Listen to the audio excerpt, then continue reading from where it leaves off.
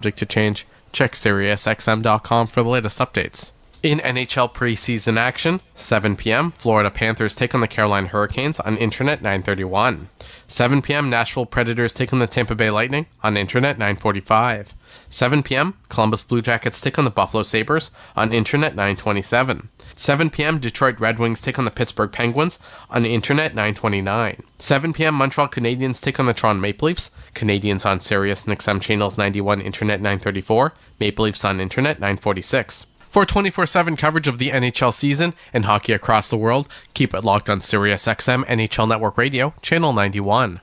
I'm Frank Trachtenberg with your SiriusXM NHL schedule for Saturday, September the 28th. All times are Eastern, and please remember, all games, times, and channels are subject to change. Check SiriusXM.com for the latest updates. In NHL preseason action, 7 p.m., Florida Panthers take on the Carolina Hurricanes on Internet 9:31. Follow every second of the action on NHL Network Radio. From behind the bench to every play on the ice. If it's hockey, it's on SiriusXM NHL Network Radio. SiriusXM 91. The Columbus Blue Jackets' Director of Hockey Operations, Rick Nash, was with Scott Laughlin and Gord Stellick for the morning skate on SiriusXM NHL Network Radio, Channel 91, to give his thoughts on the preseason, working with the organization, and the passing of the Gaudreau brothers.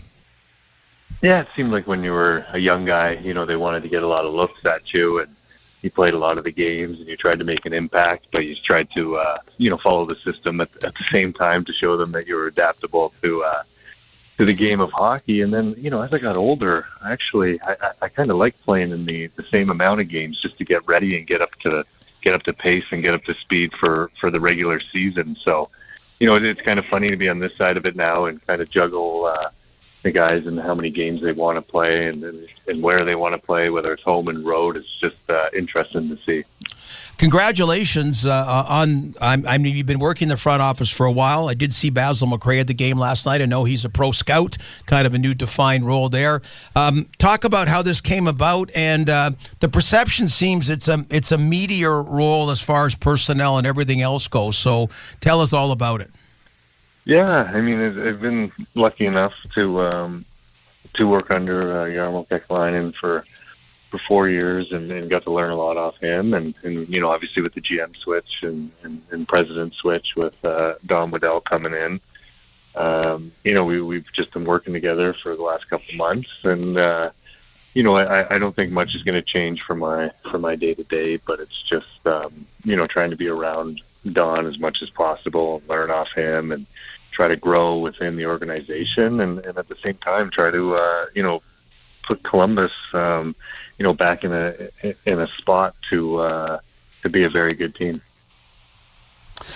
Look, Rick, we obviously are all still reeling from the Johnny Gaudreau, Matthew Gaudreau passings, and just mentioned late last hour that, it's a great gesture on behalf of John Tortorella and the Flyers to have Guy Gaudreau on the ice today at practice with the Philadelphia Flyers and such. And I just wonder, from your standpoint, how is the team dealing with this?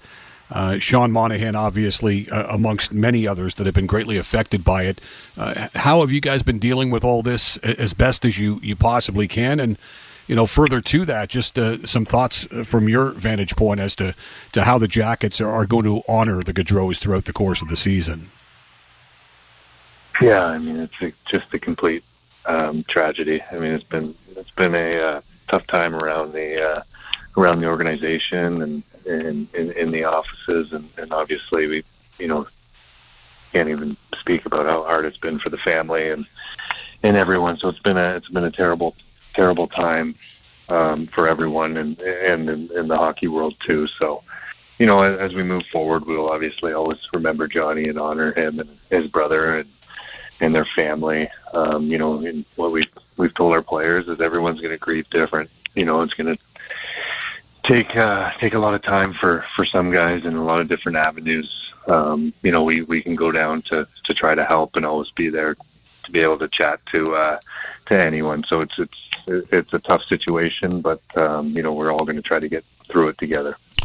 SiriusXM Fantasy Sports Radio is the place for expert advice, strategy, and information from the best fantasy sports analysis to win your league. Plus, hear pick-by-pick coverage of live drafts and interviews with top players, coaches, and team executives on SiriusXM 87. I'm Frank Trachtenberg with your SiriusXM NHL schedule for Saturday, September the 28th. All times are Eastern, and please remember, all games, times, and channels are subject to change. Check SiriusXM.com for the latest updates. In NHL preseason action, 7 p.m., Florida Panthers take on the Carolina Hurricanes on Internet 931. 7 p.m., Nashville Predators take on the Tampa Bay Lightning on Internet 945. 7 p.m., Columbus Blue Jackets take on the Buffalo Sabres on Internet 927. 7 p.m., Detroit Red Wings take on the Pittsburgh Penguins on Internet 929. 7 p.m., Montreal Canadiens take on the Toronto Maple Leafs. Canadiens on Sirius XM Channels 91, Internet 934. What's up, insiders? How we doing tonight? The Leafs against the Canadiens. Round number 2 tonight in Montreal. Thanks for jumping in here and hanging out with us. Junior, you were asking about the roster, and here you go. Here is the roster for tonight. The Leafs, the forwards are as follows. Nick Abruzzese, Easton Cowan, Nikita Grabenkin, Ronnie Hirvonen, Pontius Holmberg, Matthew Nyes, Steven Lorentz, and Alex Nylander. We also have Cedric Paré, Jacob Quillian, Nick Robertson, Logan Shaw, and Ryan Teverberg. Defensemen, Simon Benoit, Mikko Koikkonen, Nicholas Mattinen, Felipe Myers, Topi Niemela, Marshall Rifai, and Connor Timmins. So a light lineup here. The two goalies tonight, we've got Arthur Akchimov and Dennis Hildeby, the young. It is. Wilf, you said it best right there. Leafs prospect game tonight. It is, and that's what these preseason games have been. It's been the stars play at home, the kids play on the road. We'll probably see the same thing with Detroit in the final 2 preseason games as well. So big shout out to everybody in the chat. I'm so excited for tonight. I am watching the full game tonight. I am so damn excited. You guys have no idea. Stefan in the house. Cheers, Stefan. Appreciate it. Cheers, bees. Cheers to all of you. Thank you all for being here. Please hit that like button. Hit that subscribe button if you're new. And let's have some fun and keep it classy here tonight in the chat. Junior says, where are the Nordiques when needed? They left Quebec City way too long ago. They need to go back. I don't know how Utah got a team before Quebec City pulled back a team. Tyra, a Habs fan in the house. Cheers, Tyra. Good luck to your Habs this season, but not tonight. And we got a few others in here. Lisa's in the house. What's up? Roboto was here earlier. Christine as well. Cheers to all of you. The pregame is going to start up here in about 1 to 2 minutes, and I'll be firing up the Argos game as well on the same channel, Toronto Sports Insider. 2 lives at one time tonight. There you go. Please tell Axe to unblock me, Mike. What? Let Axe block you if he wants to block you. Doesn't affect the channel, Junior, so do what he wants. All right, go Leafs, go. Let's see what these kids can do tonight. It's time to drink up. Cheers, everybody. And let's see what I'm saying. We're going to have a big night from Easton Cowan tonight. I think he's going to do well as well. I'm going to go on the defensive side of things. Let's take a shot in the dark and say that Marshall Rifai will surprise us this evening. All right, guys, back to the chat. We'll see you guys in a little bit. Go Leafs, go. Go Leafs, go. Go Leafs, go. Than others, but there's some sort of optimism going into a fresh season. When you look back, I mean, your second year, you the Rocket Richard Trophy winner, 41 goals on not a very good Columbus Blue Jacket team. Like, you're a guy that seemed to acclimate to the NHL world rather seamlessly. Well, why do you think that's the case? I think it was honestly, it was probably my 2 years in London and the Hunters getting me prepared, and secondly, I think it was my parents. They were always there to help me, and with no agenda in mind other than making sure that I got to live my dream. And for me to move to Columbus, my parents still worked full time back in Brampton, and they would pop down Friday after work and leave Sunday night. Help me with cooking and making sure I had the bills paid and all that. Anthony, how did I miss Anthony? Anthony Young in the house as well. Thank you, Anthony, for being here. Cheers to another great season of Maple Leafs hockey. Go Leafs, go. And Junior, come on. Go find Miss Allison. See if you can find Miss Allison. She's sitting out on the back deck enjoying the evening while I'm locked down here in the basement watching the Leafs. All right, back to it. See you guys in a bit.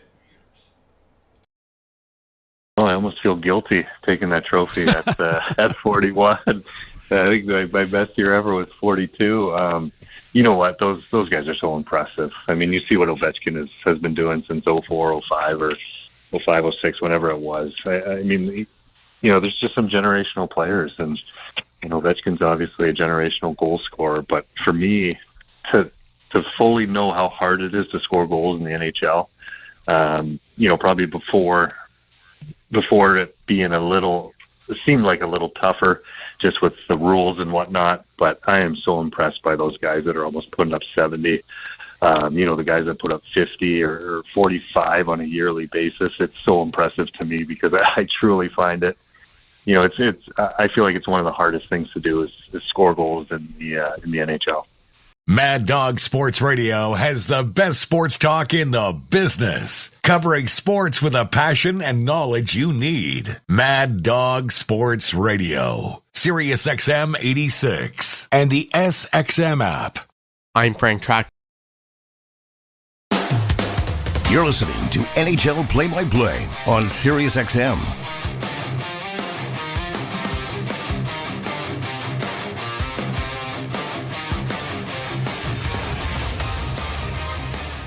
Robbie, I know he's trying hard right now. He's really pushing. He wants to show that his spot is there and everything, and he's doing a good job.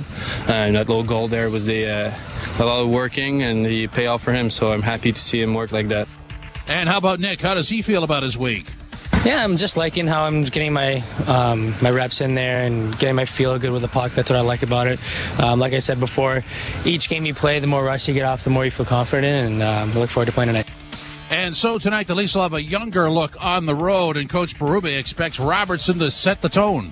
Yeah, for sure. I think when you got a younger group like this and you got a player that's played in the NHL and he's coming off a good, solid hockey game, he needs another one. We need another one. We need him to lead tonight by example.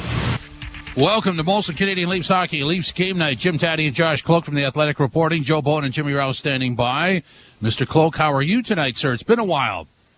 Fantastic. Did you miss me over the summer, or is my ego getting ahead of myself here? A little of both. How's that? Yeah, is that a good answer? A little of both. A little of both. Yeah, you're not supposed to be on the fence in radio, but if it's you, Tapman, and I'll take it. Okay, well, and there really is no other option. When we look at the Leafs lineup tonight, the top line should be Holmberg, Robertson, and Nyes, and then a bunch of, if I say depth players, it's sort of derogatory, but you get it, and I mean that in a positive sense, because this is a much deeper Leaf squad than we've seen in terms of the training camp numbers than we've seen in the past. On the blue line, you're going to see Benoit and Timmins, and in goal, you're going to see Hildeby for the entire game, and the Montreal lineup is close to what they would start with. So, I mean, that's a classic, normal situation, road team, home team, and preseason hockey. Yeah, there's a few elements of intrigue here, though. Like you mentioned, Dennis Hildeby, right? This is going to be the first preseason game in which a Leafs goaltender plays the entire game. The Leafs re-signed Matt Murray in the offseason ostensibly to be the number 3 goalie.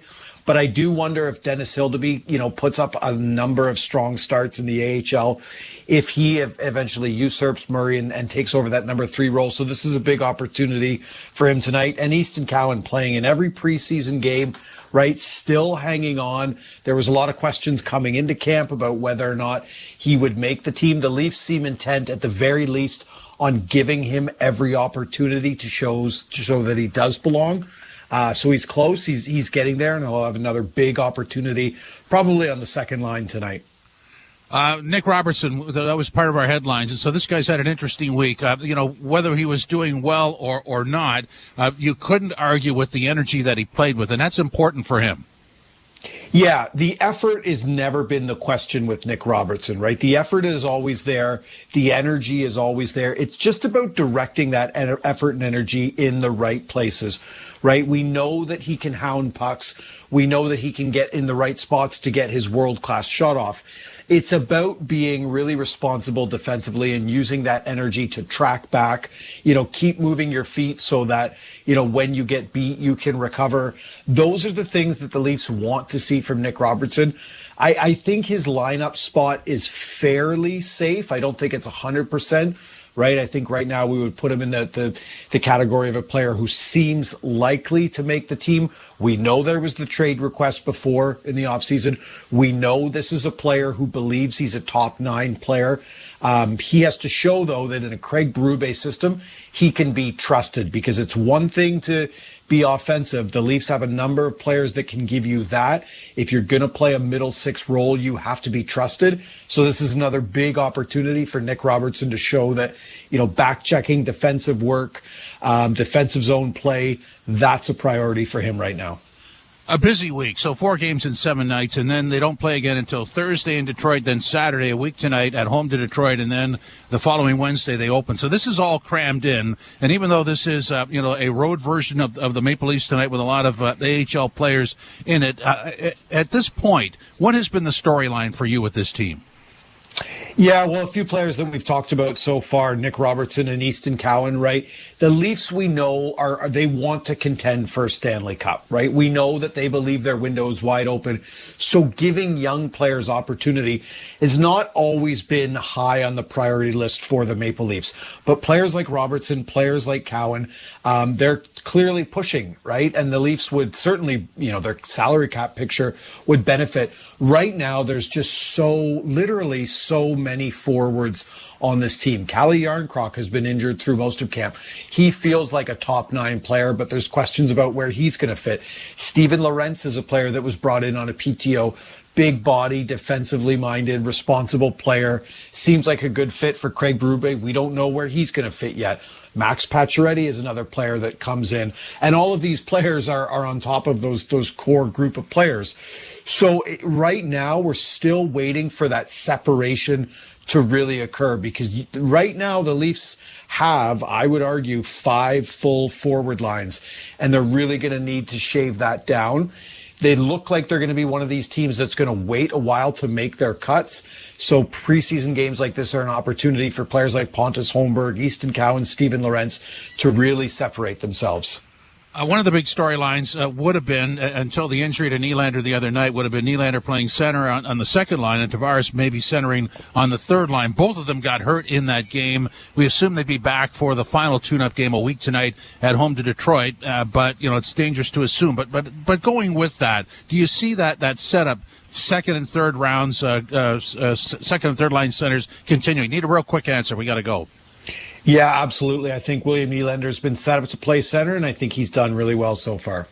Molson Canadian Leafs Hockey resumes on the other side of the break with Joe Bowen and Jimmy Ralph. This is Molson Canadian Leafs Hockey on TSN 1050 and the Leafs Radio Network. From cozy acoustic mixes to football tailgate anthems, back to school study beats, live sports, and more. Deep left field, way back, it's gone. Goodbye. Find the perfect sweater weather soundtrack to warm you up this autumn.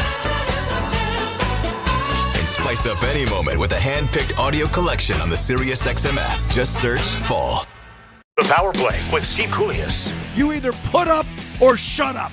Marchand does, Doughty does, Stone does. And if you don't have enough of those players, get rid of them, because they'll make you lose.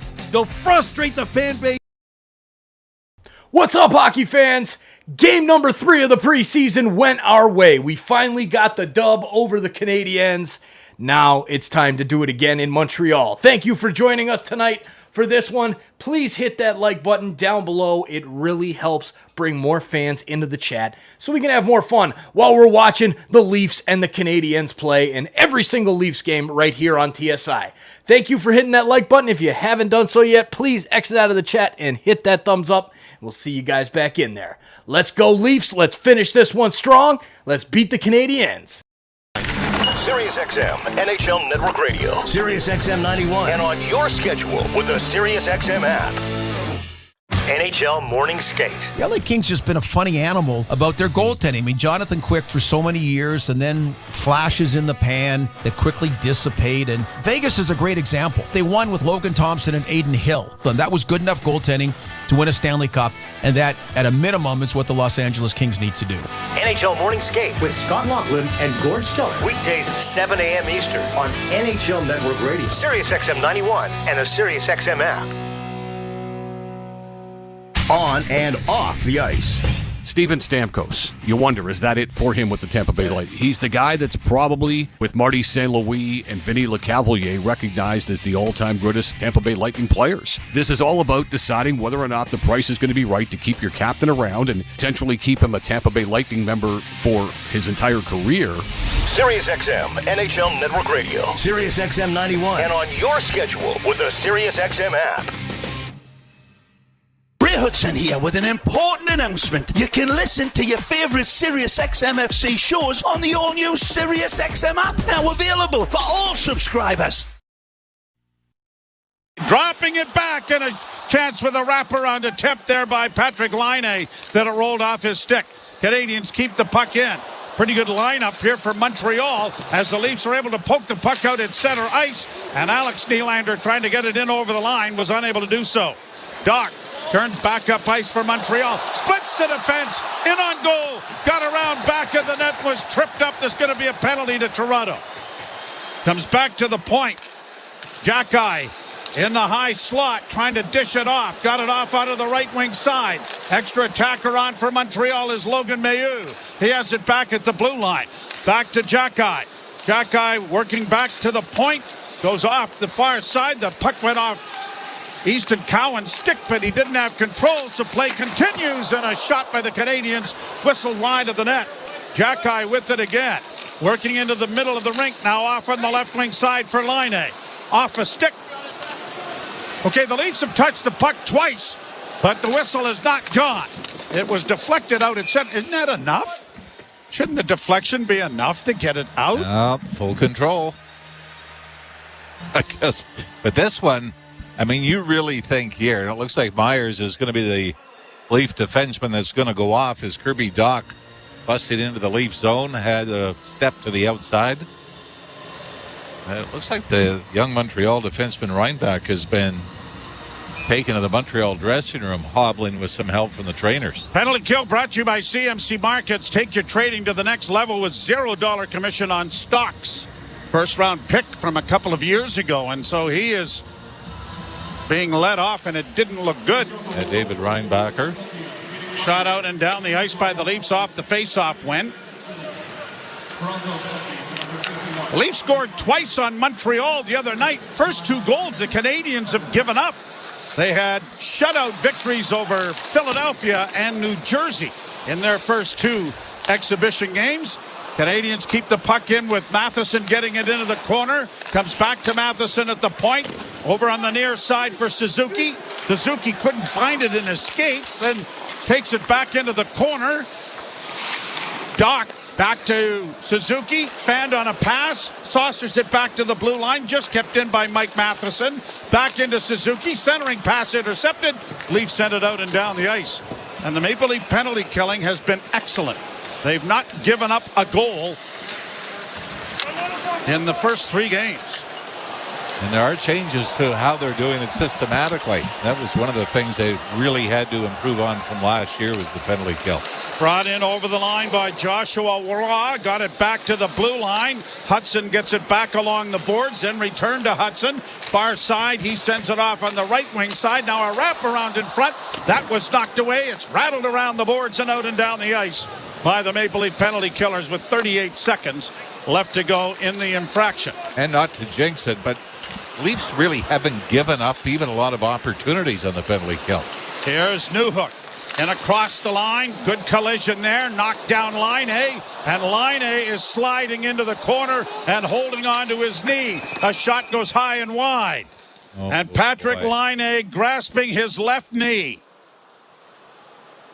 And the Bell Center has gone quite a bit quiet. And he seems to be in a lot of discomfort. Didn't see how he... No, it did not look like a spectacular collision.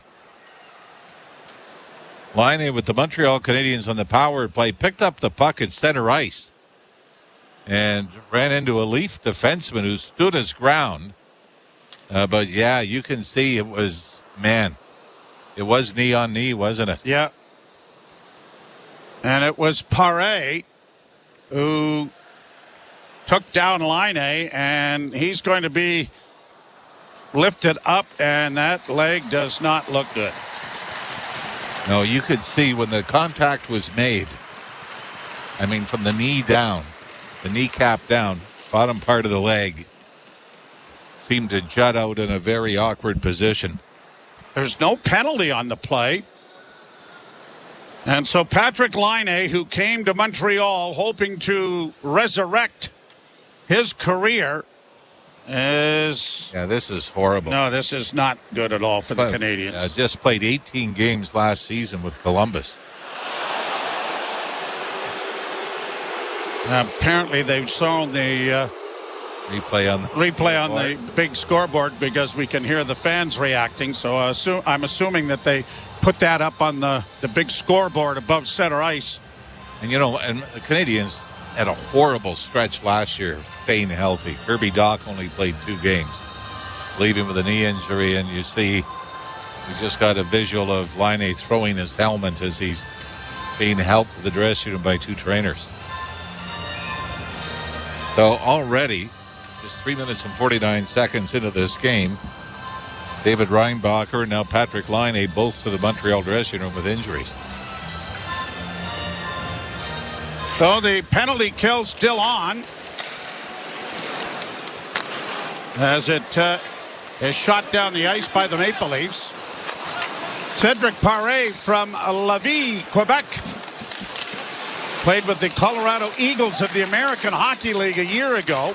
He is a 6th-round pick of the Boston Bruins, and he's going to be a marked man in his home province here for the rest of this game, more than likely, as the puck is down in the Montreal zone, and Lane Hudson, as the penalty expires, got it out into the center ice area, shot into the Toronto zone.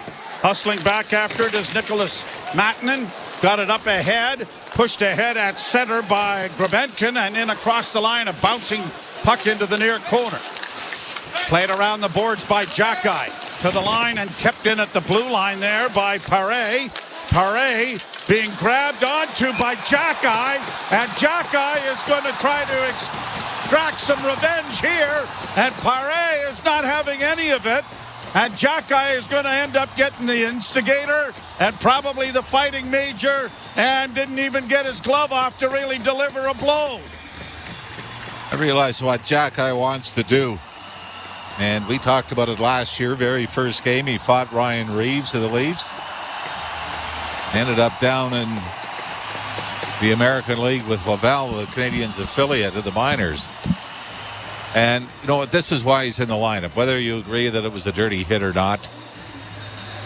But for Jackeye, it's a matter of, okay, our guy, one of our star guys is down, and I got to do something. But, boy, this has got to be, if I'm going to guess, Joe, it's going to be 5 minutes for Jackeye, 2 minutes for instigating, and...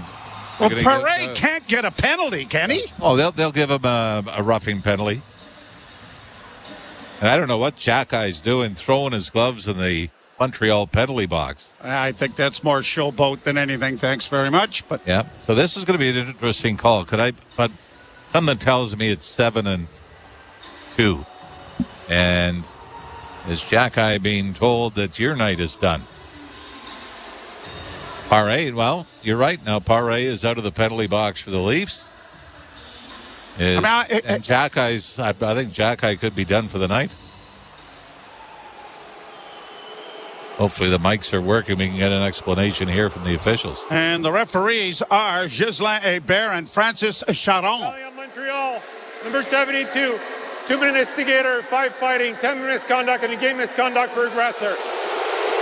Why, how's this for a start? That was pretty accurate. Yeah. That was accurate. I thought Paré, they were just going to throw in the 2-minute minor that we have often seen. Very seldom do you see a 5-minute major for one team and not the other. Would you not agree? I can't remember the last time I've seen that. Well, Perret was jumped from behind, which seems to be the modus operandi as far as the Leafs and Jackeye are concerned, and just got wailed on and never really was able to even defend himself. So the power play brought to you by Ontario Subaru dealers. Enjoy fall to the fullest with symmetrical full-time all-wheel drive. Visit your local Subaru dealer to book a test drive today. And the Ontario Subaru dealers are going to get a lengthy power play here. 7 minutes on the board for the Leafs. So 2 injuries and now a game misconduct. We're not even 5 minutes into the opening period, and the Canadiens are down 3 men. So he gets a game, major, and a minor. And a 10. And a 10. Yes. So you got a lot of penalty minutes adding up there. I don't know if you could. Guess you could get a couple of majors. So the Leafs on the power play. Cowan at the near point. Drops it back. Here's Connor Timmins returning it to the near half board. Down low. It goes a centering pass in front. And Nyes tried to drag it out to get to the forehand, but just failed to do so. Kept in at the blue line. It's down into the corner. Nyes around the boards. Can't come up with it. And the Canadiens have rung it around and set it out and down the ice. Sometimes the mistake a team with a lengthy power play has is they take too much time looking for the perfect shot. You see that on 5-on-3s as well. Timmins dropping it back. Brought on by Robertson. In on the left wing to Nyes. Back to Robertson. Robertson trying to send it around the boards. It was intercepted by the Canadiens. And they're able to clear it out into the center ice area, forcing Pontus Holmberg back into his own zone. Timmins works out in front of his net and starts back up ice with a lead pass to center. Just across the line. Brought in now by Nyes. And a shot. And that was blockered away nicely by Montembeault. Up into the screen and out of play. And there'll be a face-off coming in the Montreal zone as a result. Michel Cormier and Mark Shuchuk are also officiating the game. They're the linesmen along with Ghislain Hébert and Francis Charon. 6:01 left of this Leaf power play. You like to see that from Matthew Nyes, don't you? Coming down the wing, get the puck to the net. He's got a lane rather than trying to pull up and again make that perfect play for a scoring opportunity. And I like the other opportunity he had at the side of the net when he was on the backhand but pulled it to his forehand and then drove across the crease trying to get a bit of a softie maybe. Quillen is waved out of the face-off circle. Moving in now is Grabenkin. And now the Canadiens, Doc is waved out. So the officials are clamping down here. Roy takes the draw for Montreal but loses it. Leafs keep the puck in at the blue line. Walking the line and keeping it in with a shot there was Philip Myers against the boards. Leafs Nylander trying to dig it free. Leafs do. They get it back to the point. Myers with a shot got through. That was stopped and the rebound was knocked wide and the Canadiens have gotten it and shot it. Oh, is this? Well, there's a lot of finger pointing that it went out, but it may have gone out over the bench. But at any rate, no, there'll be no additional penalty. A face-off coming in the Montreal zone. So much has happened here in the first couple of minutes. Patrick Laine appears to be severely injured with a knee injury on a knee-on-knee collision. Here's Nylander with a shot. Big rebound off Montembeault, but the Canadiens are onto it and they send it out and down the ice. 5 minutes and 28 seconds left to go in the penalty. Myers was tripped up there by Anderson, but no call. And the Leafs have control of the puck in their own zone, stretching it out. Hiverberg trying to work it back into his own zone. Really no number one power play unit material out there as far as the Leafs are concerned. And the Canadiens clear it out and down the ice. Myers going back for Toronto. He'll drop it back further. And Easton Cowan now trying to stretch things out. Shows some good patience there. Works forward. And now it's going to be dropped off and brought by Connor Timmins through center. He's going to drop it back for Robertson with speed to the line. Dropped it back, but it's intercepted and played ahead. Canadiens in on the left wing with Nick Suzuki shooting. And I think the shaft of the stick of Hildeby got in the way of that. 4:24 to go in this power play, and the Leafs haven't taken advantage as yet. Robertson trying to flip it in and does. Now trying to burrow his way in around the defense to get in there. Taken up against the boards with a pretty good hit. And for some reason... Calling a hand pass, must maybe? Be. Yep. Power play down to 4 minutes and 10 seconds for the Leafs. As Nick Suzuki with an opportunity shorthanded coming down the left wing side. The Leafs have given up a shorthanded goal. That was the game in Ottawa. I'm sure if you're Dennis Hildeby, shots are 4-0 Toronto now. 12:23 to go in the first. Hildeby's looking, going, man, I'm not going to get a whole lot of work. Did that go off the crossbar then and not his? I thought it hit his shaft of his stick, but they've not credited Montreal or Suzuki with a shot. Puck down in the Montreal zone. Back of the net, trying to work it out in front with Steven Lorenz. Played back to the blue line. Leafs have it there with control. Cowan dishes it off. Mattinen with a shot. Big rebound. And no one could get there to make a return play. And the Canadiens have gotten it head, but not out. Pass in front. Deflects off the skate of Lorenz and went wide. Lorenz working along the near boards. Taken in there with a hit. Lorenz trying to get it freed up. The Canadiens have found it. And they've set it out and down the ice.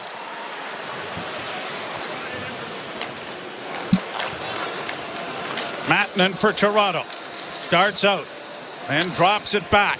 Nick Robertson fades it off for Cowan onto the right wing and into the zone come the Maple Leafs. Played by Holmberg back to Timmins. Now to Cowan. Cowan a centering pass. That's knocked away, but the Leafs are going to get to it. Here's Robertson coming in. Got a shot attempt blocked. Works it back to the point though, and Cowan dishes into the corner. Nyes in front of the net trying to get Holmberg free, but the Canadiens have intercepted it and set it out and down the ice. Some pretty good penalty killing here by Montreal. A 7-minute power play for the Maple Leafs with 2:47 left in it. Oh, a Savardian spinorama by Timmins to get the puck into the offensive zone.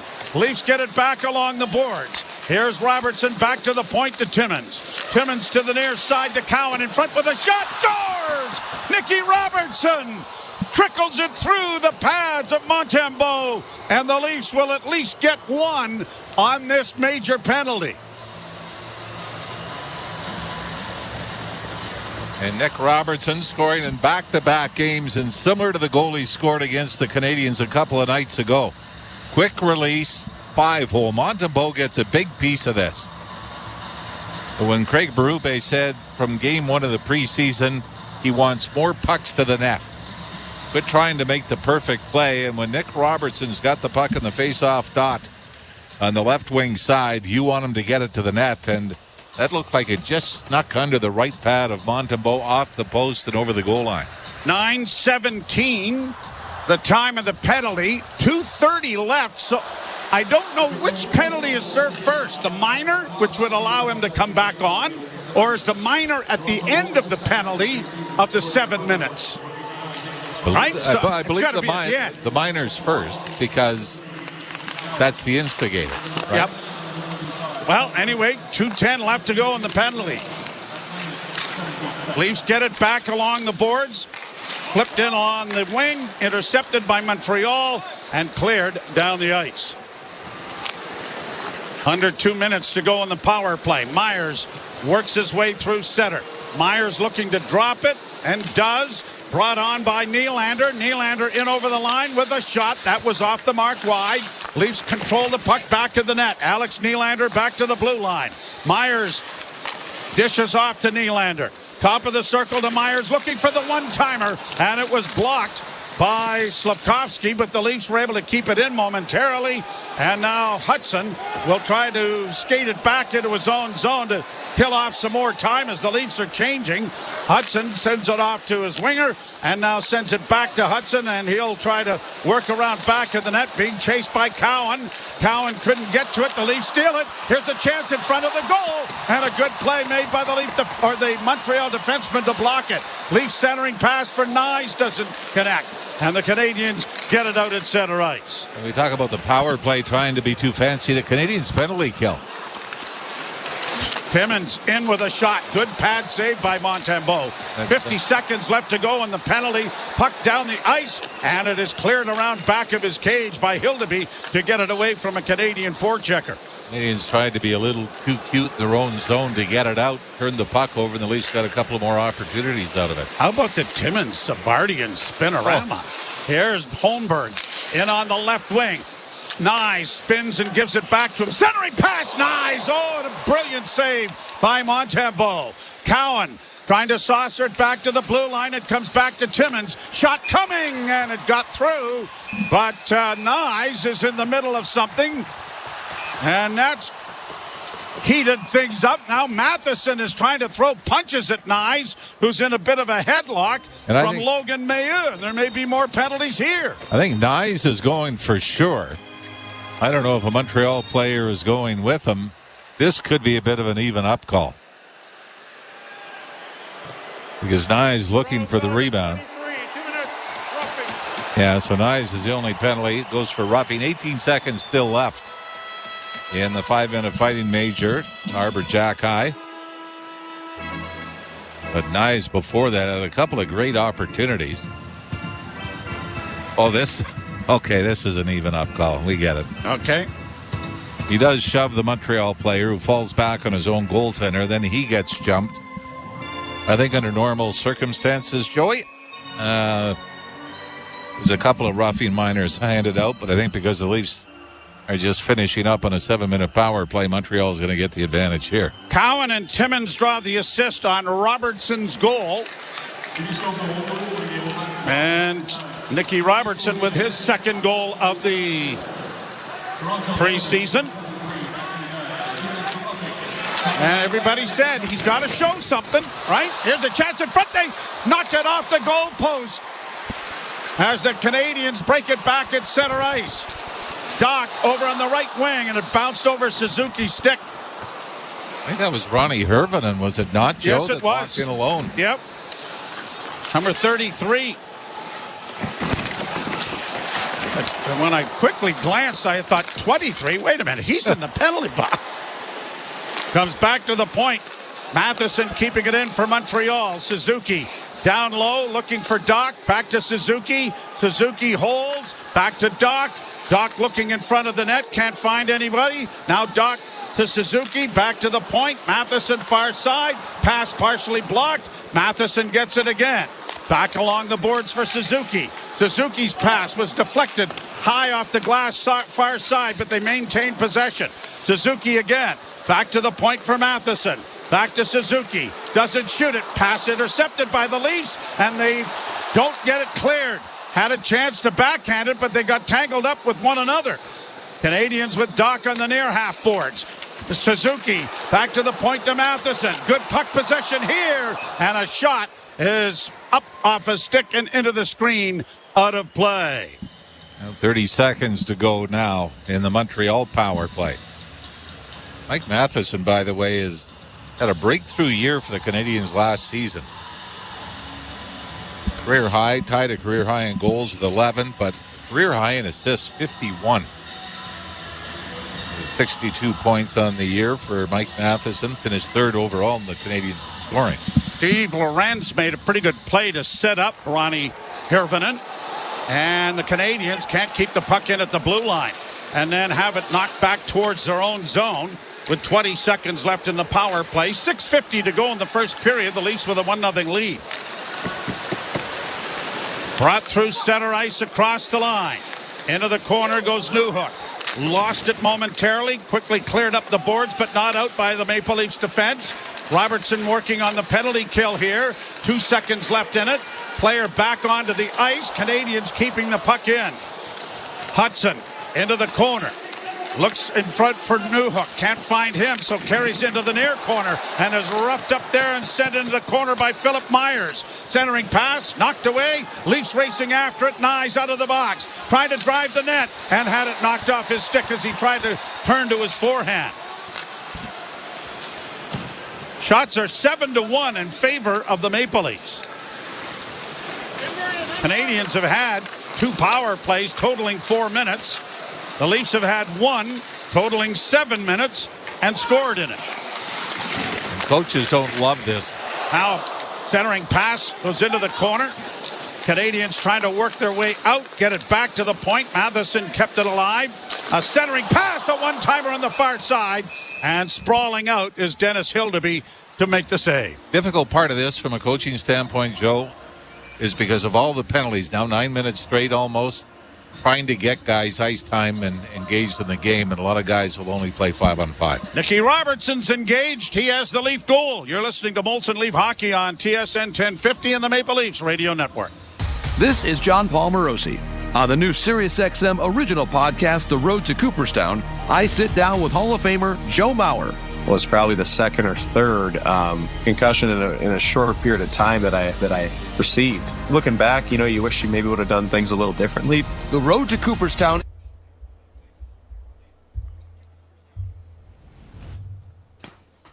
What is up, insiders? Good to see ya. The Leafs up 1-0 on the Canadiens. We love to see it. A 7-minute power play, well deserved, because that was a jumping if I ever saw one. Oh my God. But hey, we scored. We got one. We killed the makeup call. We've got the lead 1-0. I love it. Go Leafs, go. Good to see everybody in the chat tonight during this TV timeout. Finally, big shout out to Tan Man Shorts. Oh, God, we got another Canadian going off injured. Jesus. Can't put weight on his leg. Oh, God, that's twice. Oh, that was the Line A replay. Anyways, two of them down there. But, yeah, you're right, Junior, a jumping. Good to see Bruno. I love it. Good to see a Bruno LaChance in the house. Ilya as well. Good to see you, Ilya. Thanks for hanging out with us. We've got a whole bunch of, Christine chatting it up. Great stuff. Thank you, Christine and Lisa and Leaf Fan King. Great to see you, Leaf Fan King. Like I said, if the Maple Leafs are playing and I am alive, if I'm breathing, Toronto Sports Insider will be covering every single game. Now, I've got to take it back to the chat. We have an announcement coming up in the next TV timeout about our Sick Kids campaign, the Fall Drive, so look out for that. And let's get back to the hockey as we're now back underway on the television, so I have about 20 to 30 seconds till we hit the play-by-play again by the greatest ever, Joe Bowen. Unbelievable talent. I'm going to be sad when he hangs him up. Maybe we'll work on having him teach me how to do it. I'll take over for him. Sound good? Sounds good to me. Back to the hockey. Go Leafs, go.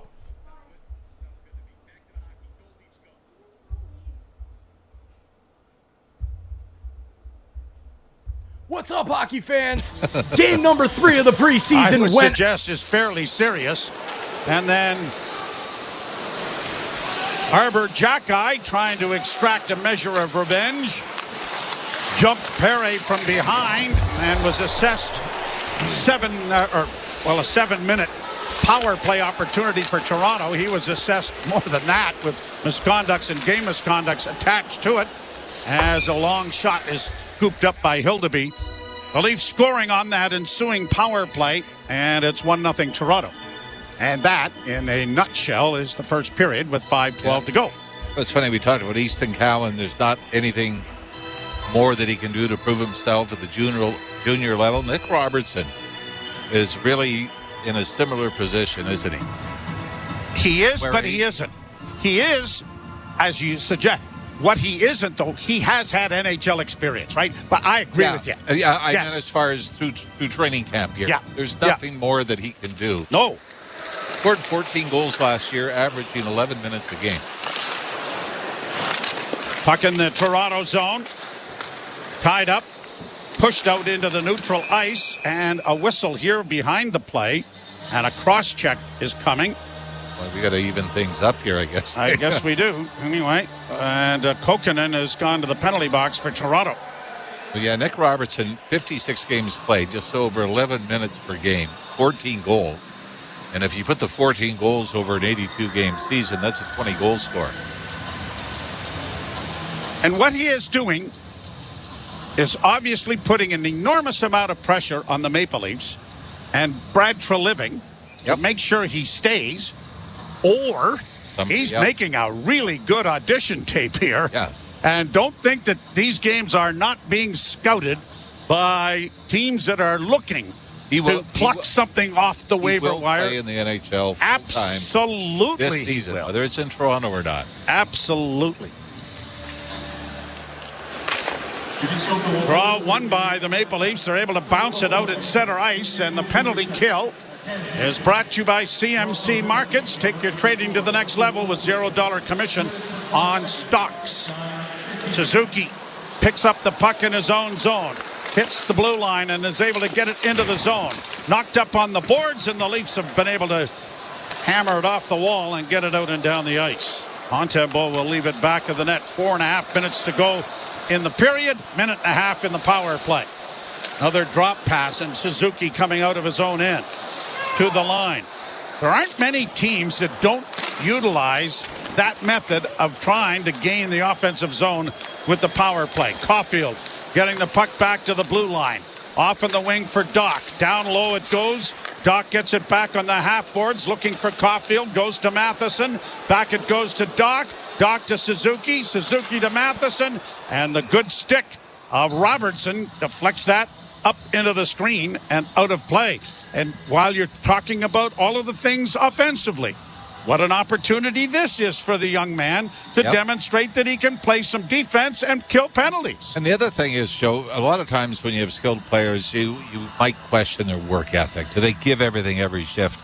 And Nick Robertson, every time he is on the ice, is noticeable. But even if he doesn't touch the puck, whether it's in on the forecheck, whether it's coming back. Or pushing his own player into a head-on collision. Yeah, I didn't say there wasn't room for improvement, but it was noticeable. down low on the boards, it goes for Newhook. Newhook gets it back to the point for the Canadiens. Hudson over on the far side. Tossered pass back into Newhook. Newhook with a shot, blockered away nicely by Hildeby, and the Canadiens keep the puck in. Back at the point again for Hudson. Hudson works the left wing boards. Newhook takes the pass and gives it back to him. Long shot in traffic. And that got through, and it hit Hildeby. And then he had to be quick to find out after it hit him, where'd it go? And he got a glove on it. We talked about this last game. What you like about him is, look, he's way out at the top of the crease. We mentioned a lot of goaltenders, big goaltenders, and Hildeby comes in at 6'7". A lot of times they stay back a little bit in the crease because they don't have outstanding post-to-post explosion when pushing off. But Hildeby's exhibited both, hasn't he? But I really like the way he's challenged. Do you know how many times I wish I was 6'7" driving my car in metropolitan Toronto? Really want to see how bad it is? Leafs can't get the puck clear in the corner. Centering effort by Anderson comes back to the point. Fans hollering for a shot, and when it comes, it goes wide of the goal. Hudson on the left wing boards carries down into the corner. The penalty is expired. The Leafs are back at full strength. Hudson in with a shot. Hildeby out nice and square again, and swallows that up to stop play for a face-off in the Toronto zone. 2:46 to go first period. Leafs lead 1-0. You're listening to Molson Leaf Hockey on TSN 1050 and the Maple Leafs Radio Network. Alpine News Network is here live with one of our superheroes. Joe and Lucy needed a new roof and reached out to Alpine Credits. I flew over to help them with a home renovation loan. I suggested they transform their house into a giant robot head. Beams that shoot from the eyes. Pew, pew. Instead, they just went with shingles. But it's pretty glorious. Own your home? Need a loan? Alpine Credits can help. Alpine Credits, where homeowners get approved. Just for license 12616. Fall for Subaru by enjoying fall to the fullest. Think scarlet, burgundy, amber, crimson and copper, but never, never blue. Because with Subaru's symmetrical full-time all-wheel drive, fall is for thick, dark mud splats, terracotta mountain roads, radiant sunsets, kaleidoscopic leaf carpets, and the boldest of adventures. Avoid autumn blues and visit your local Subaru dealership to book a test drive today. Whatever the weather, CMC Markets is here to help. Planning for a rainy day? Enjoy $0 commission on U.S. and Canadian share CFDs. Riding out the storm? Get ahead of the curve with lightning-fast execution speeds. Blue skies ahead? Go with the trusted broker backed by over 30 years experience. Switch to CMC Markets and join over 275,000 global traders. Learn more at cmcmarkets.ca. FX spreads apply. CFDs involve a high degree of risk. Member Canadian Investor Protection Fund. Umbrella not included. 2 minutes and 46 seconds left to play here in the first period. I did want to ask you this, because we saw Arbor Jacki obviously going after Pare, the Leaf player, after the hit. What's your most memorable preseason fight? I'm going to guess it was the 80s, because they're back in the 80s. There were five. Oh, I don't know, the Buffalo episode with Phil Kessel and the brawl that started that. And are we talking preseason or regular season? Or I was going to say preseason, but that would be one. Yeah, David Clarkson got a 10-game suspension. That's the one I remember, I think. Although there were so many of those games in the 80s where there was about 8 fights. A pass in front of the net knocked away, and Wendell, his first year, was in a lot of them. I mean, when you watch those highlights as the Canadians have iced the puck here, that's my job. You can always, yeah, it's just preseason. I thought I'd give you a shift off. Thanks. There's no wonder why Wendell Clark is considered one of the fan favorites in Leaf history. Yeah, because of the way he played. He hit. He could score. He fought. Oh no, he was such a special talent. And when you look at him, he isn't a big man, and he was going in against the heavyweights in that league who were much bigger. Especially, I mean, Detroit, St. Louis. Oh yeah, a shot off Hildeby goes into the corner. Timmins taken to the boards. The Leafs are able to punch it to the line and now just get it out. And the Canadians will roll it right back in again. Hustling after it is Lucas Condotta. He goes into the corner after it. The puck is knocked free, and Nylander starts back up. Nylander was hit late. I don't know if the arm is up or not, but that could have been a penalty. We can't see the back official, but that was a dangerous hit there. But Alex Nylander seems to be all right. It appears the Canadians have used all their tokens when it's come to the penalty side. Yeah, Nylander makes his way back to the net, or the Toronto Maple Leaf bench. 1:47 to go here in a 1-0 Leafs lead in the first period. Do you think that Craig Berube has a soft spot in his heart that Alex and William will play together in one of the 2 remaining games? Oh, that's interesting. Hey? There's a shot. Montembeault makes the save. Canadians play it ahead. Well, Simon Benoit is playing tonight. He's also got an A on, so he's one of the assistant captains. Remember last year when the Leafs went to Montreal, the first time he didn't dress, which was a little disappointing because he had bought all kinds of Leaf jerseys for all of his family members. Canadians into the slot with a shot, and that deflected wide of the Leaf goal. Volleyballed and not very well by... And another penalty. Grabenkin, but another penalty behind the play. All right, are we close yet? Grabenkin, I think, is it Grabenkin going to go for the Leafs? Well, let's... Number 2, minor penalty, elbow. Nope, the aforementioned Simon Benoit. All right, so 7-6 in penalty minutes. Or in power play time. Not quite penalty minutes. Benoit stood his man up and is going to pay for it. And we'll go to a commercial break. You're listening to Molson Leaf Hockey on TSN 1050 and the Maple Leafs Radio Network. Hi there, it's Will Arnett, host of Smartless, a podcast I do with my pals, Sean Hayes and Jason Bateman, with special guests. His first name in Hawaiian means cool breeze over the mountains. Guys, it's the legendary Keanu Reeves. No. Guys, it's Kelly Clarkson. Yeah. He is widely regarded as the greatest shooter in NBA history. Say hello to Steph Curry. It's Bono. Oh, yeah. My. It's Elton John, actually. Hear every new episode a full week early on the SiriusXM app. Just search Smartless to join the fun. The UEFA Champions League is back on SiriusXM FC, and this year it's bigger than ever. Absolutely ridiculous from Real Madrid. Merseyside magic from Mo Salah. Now with more matches featuring soccer's most iconic clubs as they battle it out for European supremacy. What a start for Inter! Haaland scores the hat-trick! From the league phase.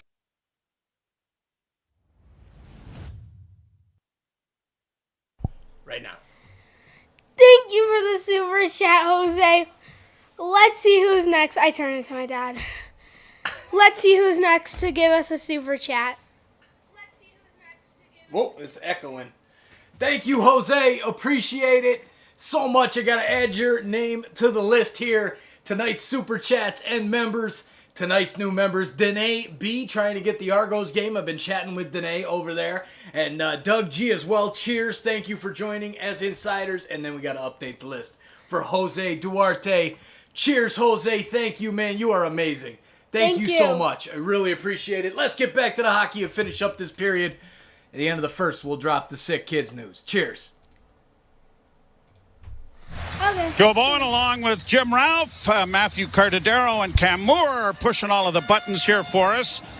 And down at BMO Field, the Montreal Alouettes lead the Toronto Argonauts 7-6 in a battle of CFL teams. Montreal against Toronto in both venues. 1-0 Leafs here with 1:04 to go in the period. Puck in the Toronto zone. Doc working back. Power play in effect here for Montreal. And the Leafs on the penalty kill, brought to you by CMC Markets.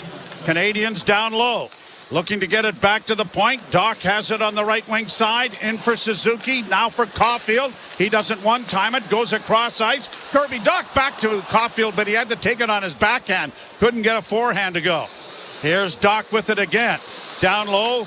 Gets it returned on the far half boards. Back to the point again for Matheson. Long shot coming, and there's Hildeby finding that through a maze to cover up on it, and is going to hold on for a face-off. CMC Markets, take your trading to the next level with $0 commission on stocks.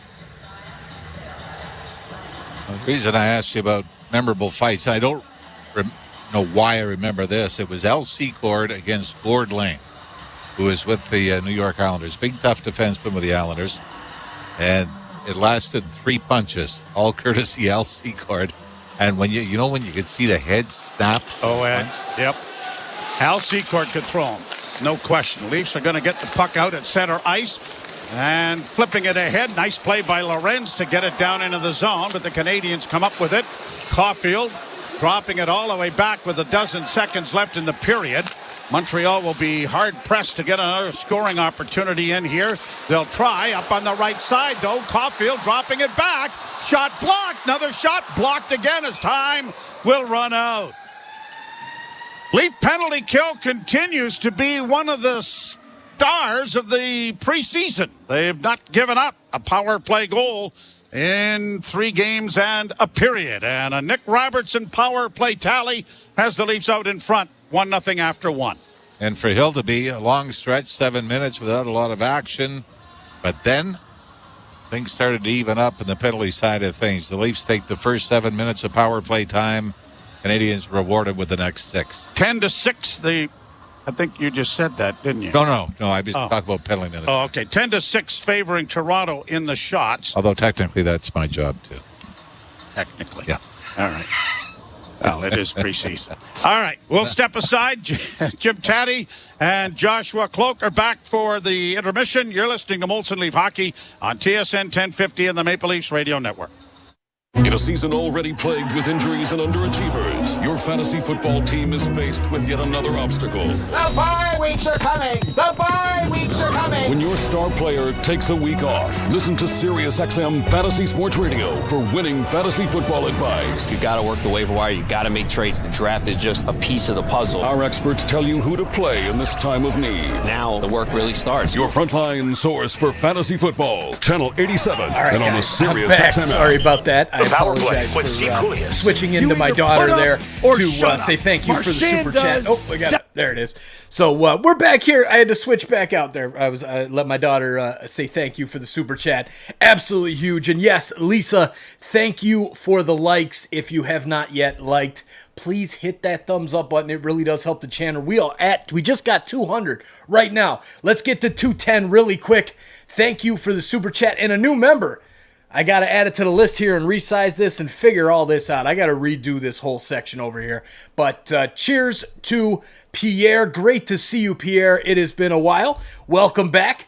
Thanks, and hope you're doing great, sir. Hope you're doing great. Maggie Gaiman as well. Tell me why American teams are being shown on Sportsnet with no blackouts, but the Leaf games have blackouts.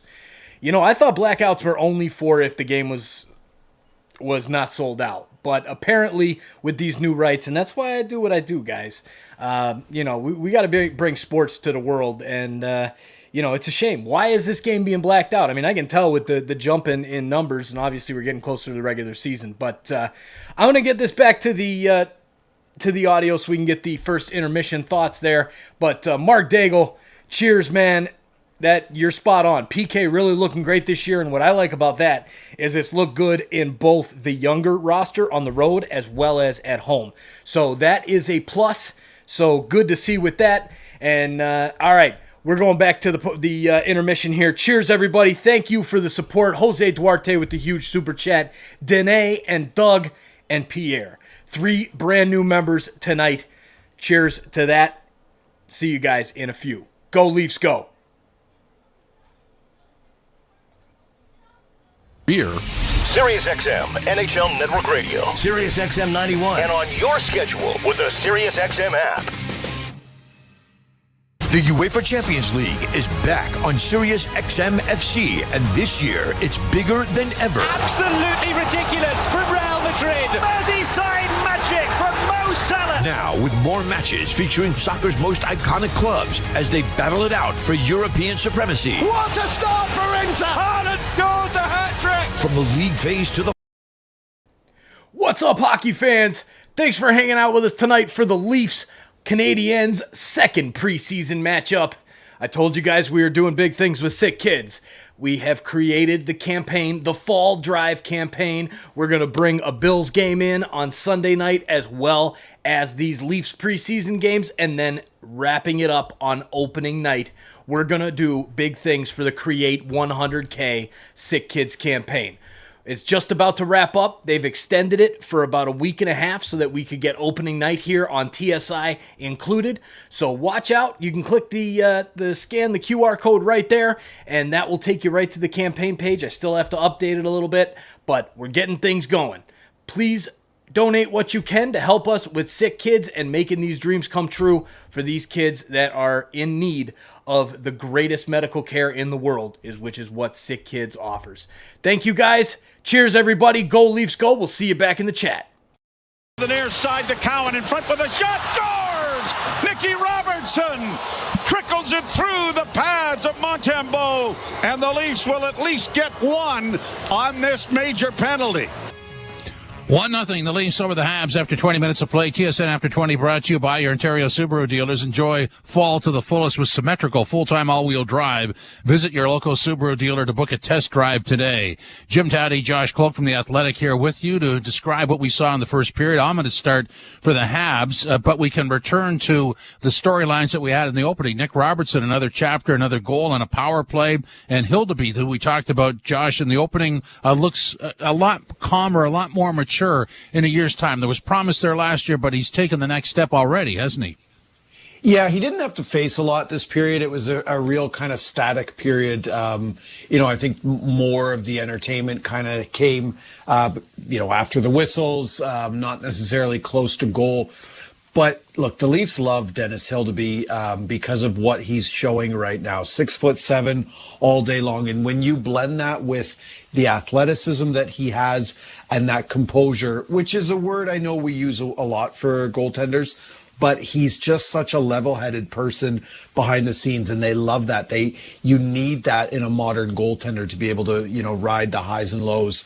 And I think that's why Dennis Hildeby is getting a full game tonight. He looked really good. And look, Nick Robertson, this is part of what they need from Nick Robertson. They know Nick Robertson can score, on a pretty regular basis, right? He averaged 20 goals a game last season, 20 goals a season last year, or over an 82-game pace.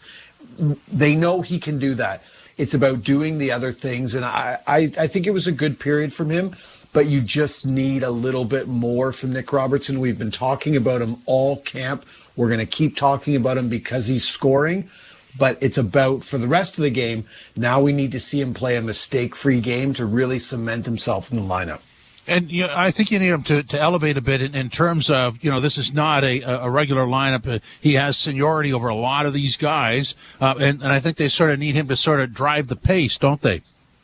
You need maturity from Nick Robertson right now, and that's kind of strange to say about a player that literally just a few days ago turned 23.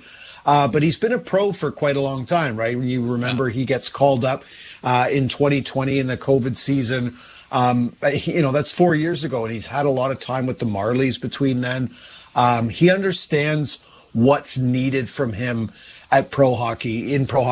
And I think if you're Nick Robertson, though, you are slowly starting to figure it out. I wrote about him, at The Athletic this week. Big summer for him. He asks for the trade request.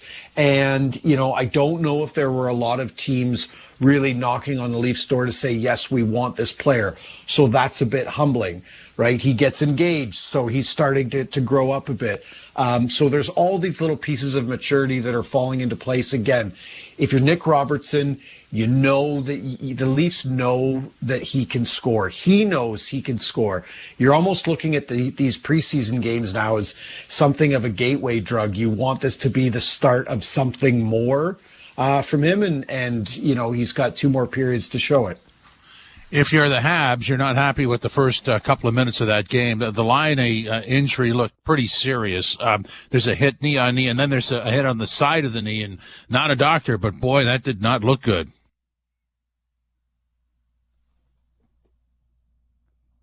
I think we lost Josh. All right. Okay, so we'll just continue on. 1-0 for the Leafs over the Habs in that first period. A lot of penalties. And so I guess the important one is on the line. They hit, there's no penalty, but then after that, there's all kinds of stuff that comes out of that. Robertson gets his first from Cowan and Timmins. That happens at 9:17. That's on that massive power play. Hildeby wasn't tested a lot early, but moved around nice, I thought. I'm sure Ralphie had something to say about that. Had 6 shots on goal that he stopped all 6, and at the other end, Montembeault stopped 9 of 10. But this was the Leafs period based on the lengthy power play, and slowly the Habs got back into it, and slowly the officials started to call anything that resembled any kind of contact, which is probably the right way to do it after that knee-on-knee collision was not called. And so there's some interesting storylines here in terms of what the Leafs are doing. Obviously, 4 games in 7 nights is a bit of a climb, and then only 2 the following week. Josh is back with us. As I look at this, Josh, it's sort of a general statement. A lot of what the Leafs and what we're going to talk about is about the now, but a lot of what we're seeing sort of is layers that are on the way, which is good to know even when you're in the now, isn't it? Yeah, absolutely. And like the Leafs have to do more of this. They have to start sprinkling in some of these young guys. Again, Nick Robertson is not a young player, but Dennis Hildeby, Easton Cowan. I was shocked tonight to not see Topi Niemela in the lineup, arguably their best defensive prospect. He's in Montreal, but he has not played a preseason game yet. The Leafs have to do more because, again, they're always going to be tied up against the salary cap with the top-heavy roster construction that they have. They need to start figuring out ways to get in these guys on league minimum deals, on entry-level deals. And that's why I think that you want to see more of Nikita Gribyankin. You want to see more of Easton Cowan because these pieces are valuable to them kind of building out a really healthy, sustainable roster. And frankly, they need to do more of it. So last year's storyline, McMahon and Benoit did not start with the team and then became very relevant as the season wore on. Do you see anybody who could be that version of those guys this year? That's a fantastic question. I know we've talked about him a lot, but I do think that's Dennis Hildeby this year. I think Dennis Hildeby is the Leafs' number 3 goalie right now. I know you sign, a player like Matt Murray. In the past, it was a player like Michael Hutchinson. An NHL veteran last year was Martin Jones, just to be a stopgap. But the reality is a 6'7" goaltender who has a ton of athleticism. The Leafs need to kind of take the training wheels off here and give him a shot if and when injuries occur. in goal. And we're talking about 5-6 games, but the quicker you can get a player like Hill to be NHL time, the quicker he's going to feel more comfortable when he has to play 15, 20, maybe it's somewhere down the line, 40 games in the NHL in a season. So the quicker that can happen, the better. He's the guy that I'm looking at as the most likely Marley to jump in and play regular games this year.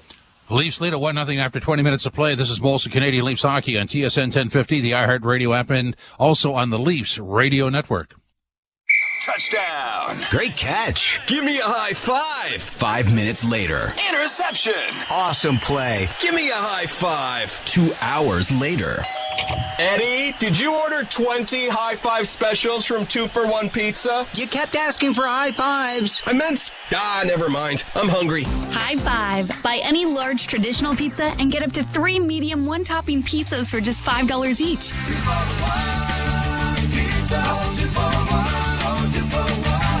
As fall approaches and birds head south, a different kind of bird emerges, the Subaru. While migratory flocks seek warmth, Subaru's symmetrical full-time all... What's up, insiders? All right, there we go. Mad Max in the house. Good to see you, Mad Max. Cheers, my man. Awesome to see all of these Leaf fans rolling in this season. Absolutely so cool. This is so much fun. But I want to jump in here before we start the second period up. Let's give a big shout out to the super chat there, Pierre. Thank you, Pierre, for the super chat for the kids, sick kids. Guys, we're doing a quick run here. I'm trying to get the success of the Bills season. My God, 58,000 views on that Bills game last week. We're going to do bigger numbers this weekend. I promise. Tomorrow night, we're hitting 40K. If we don't get there tonight, hit that subscribe button if you haven't already. And look at that. We got, as well, a brand new member, Pierre. Cheers, Pierre. Thank you, thank you, thank you. Great to see you again, my man. And let's have some fun this season. All right, we're going back to the game. Yes, we are Gardner TV. We are watching the game. We're listening to the game. And we're hanging out, having a good time. That's what we do here on TSI. And we raise money for Sick Kids Hospital in Toronto. A lot of fun. Check out that link there. I'm still working, guys. I just made this graphic. I tried to upload it right now. I don't know if it worked or not. So anyways, working on it. The main thing is it's for tomorrow night with the Bills game. We got to get in on that as well. We've got to get in on opening night is going to be massive right here on TSI. Cheers, everybody. Back to the hockey. Big second period. Go Leafs, go. Let's kick some butt. It always feels good to beat Montreal. Let's go. Keep it going. Tundra purchase or lease. Make it easy, make it Maple. It's time to Toyota at Maple Toyota, near Canada's Wonderland in the Maple Auto Mall. Visit mapletoyota.com. Part of the Zankin Auto Group. Whatever the weather, CMC Markets is here to help. Planning for a rainy day? Enjoy $0 commission on U.S. and Canadian share CFDs.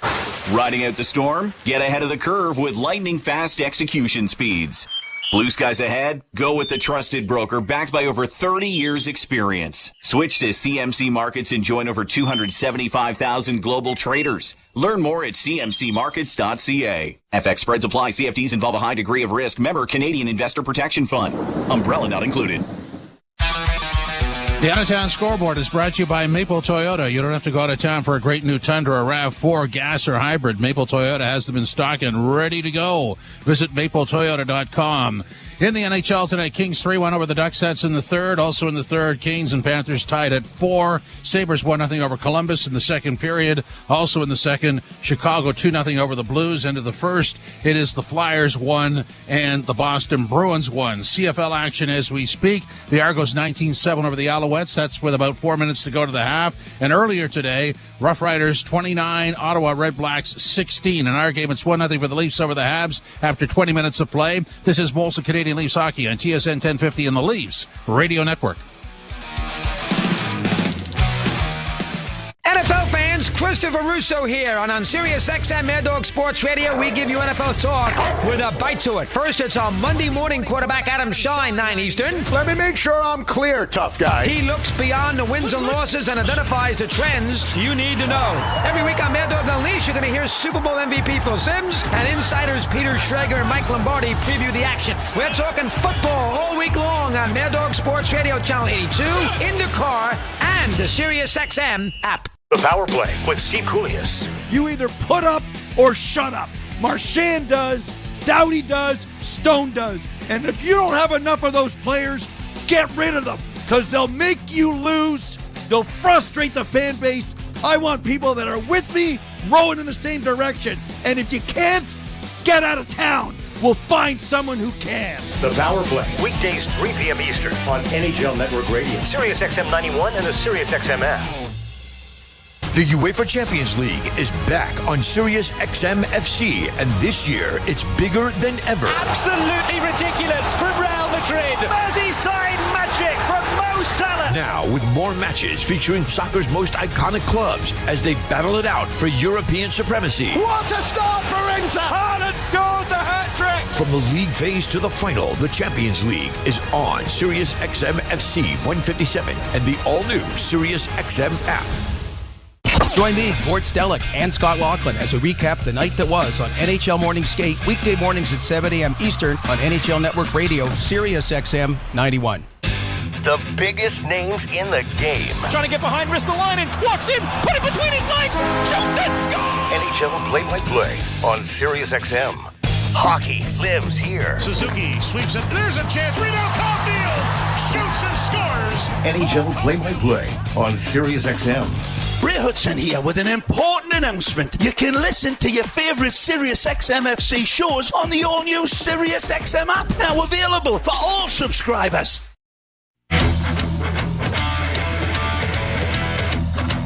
Maple Leafs have killed off 12 power plays in this preseason. And as a result, they lead 1-0 over the Montreal Canadiens on a power play goal by Nick Robertson from Cowan and Timmins at 9:17 during the 7-minute power play afforded the Leafs because of Jackie's assault on Cedric Paré. We talked about the downside of this for both teams when it comes to trying to get players some NHL game action here in the preseason. Nick Abruzzese, 2 minutes and 18 seconds on 4 shifts. So 13 minutes of power play time in the opening period split between the two teams.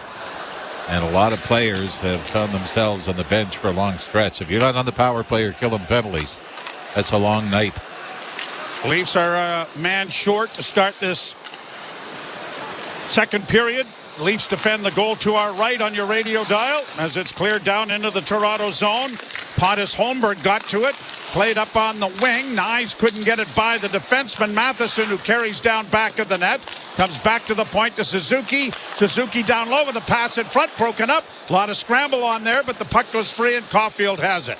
Here's Caulfield wearing sweater number 13 in reference and honor of the Gauthier boys. And the tragic situation that has befell that family.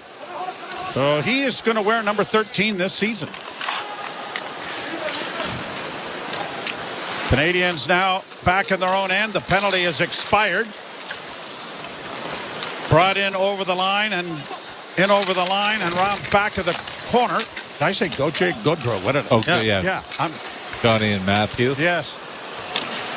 And a lot of teams have already honored the brothers in the loss. The Leafs doing that in the one of their preseason games. Yep. And hopefully that everybody does it at the start of the regular season as well. Brought out at center ice, and the Leafs steal it back. Nylander circling back in his own zone and dishes it off. And Mikko Kokkonen will send it down the ice. And a whistle here. It was touched by the goaltender, and that's what Craig Berube said. Wait a minute here. Have you changed the rule? I think this may end up being a face-off at center ice. Oh, not by the reaction of Berube's face. No. Now he's double-checking with the assistant coaches. Am I stupid or? Well, face-off coming in the Toronto zone. Well, you mentioned it. The officials at the preseason for them too. Yeah. Draw won by the Maple Leafs. The pass gets ahead, and it is brought by Nylander to center.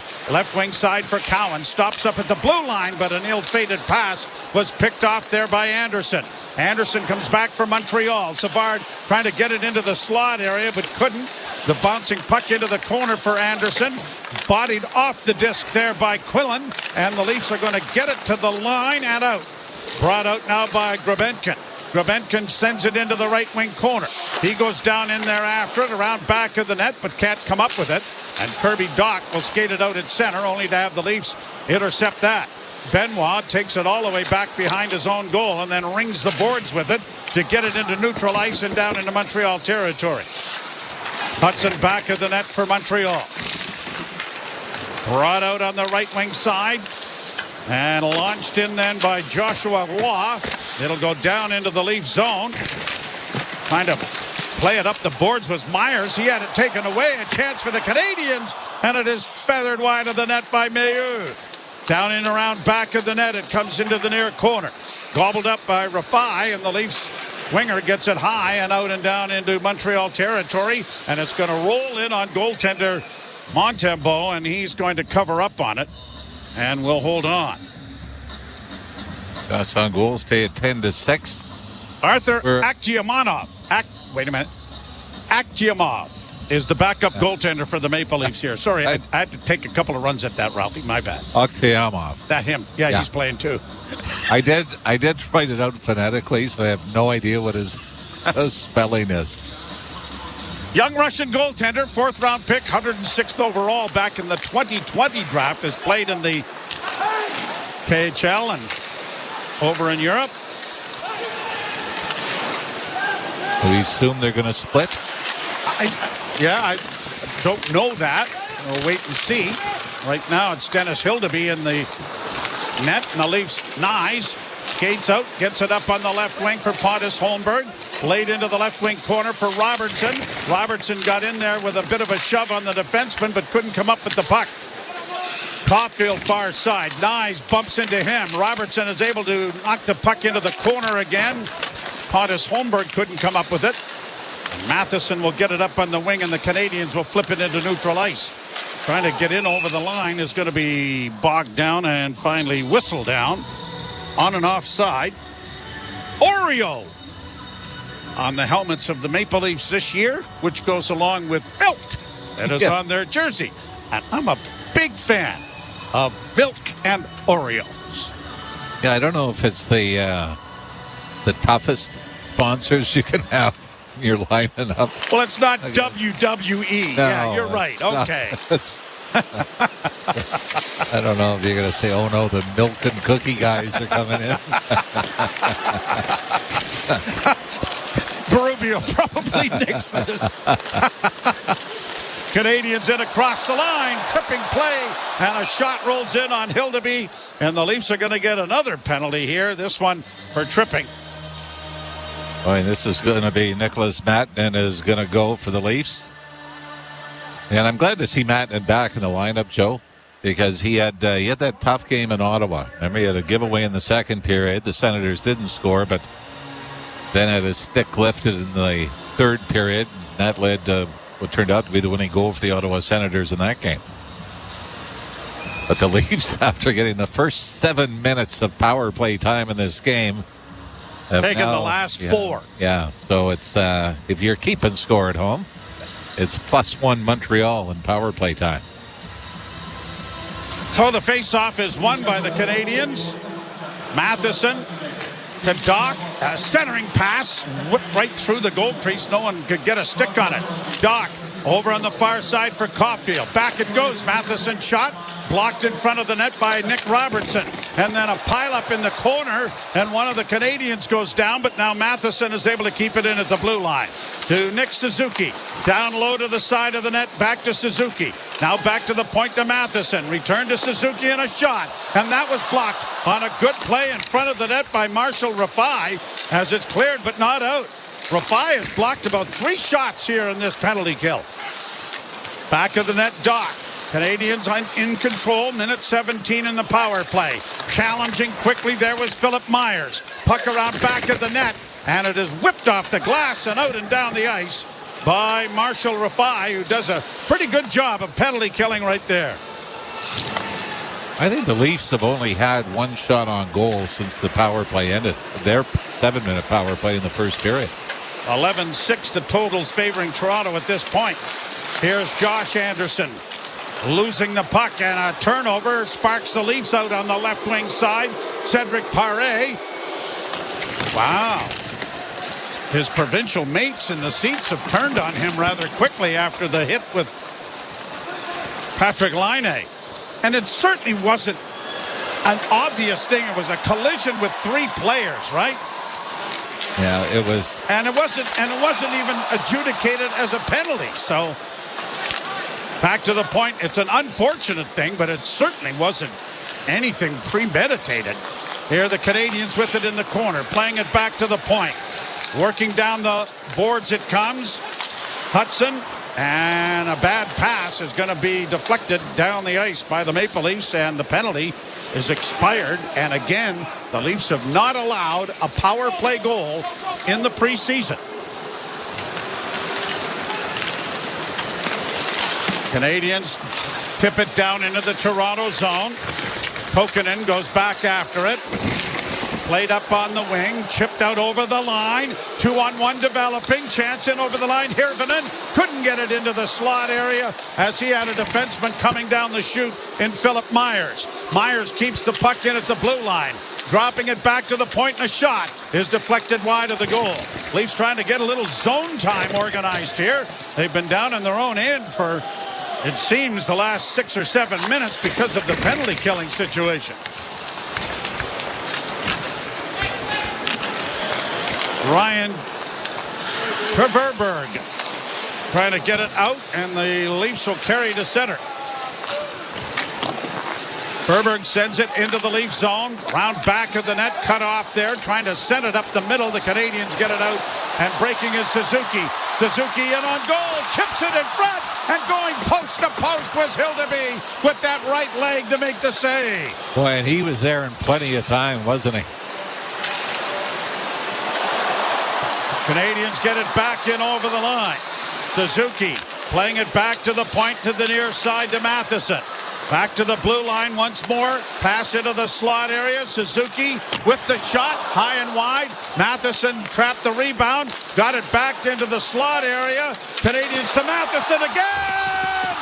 And that got behind Hildeby, and he got a friendly little push to send the puck back into the corner. And now Rafai and Slafkovsky, of all of the people here that you would think, Slafkovsky throwing a punch, helmet comes off Rafai. Oh, a little hair pulling too. Oh, and then he took one right on the button. Boy, they got to get him for the hair pulling. I mean, that's one thing to drop the gloves and you give the youngster credit for it, but you could see.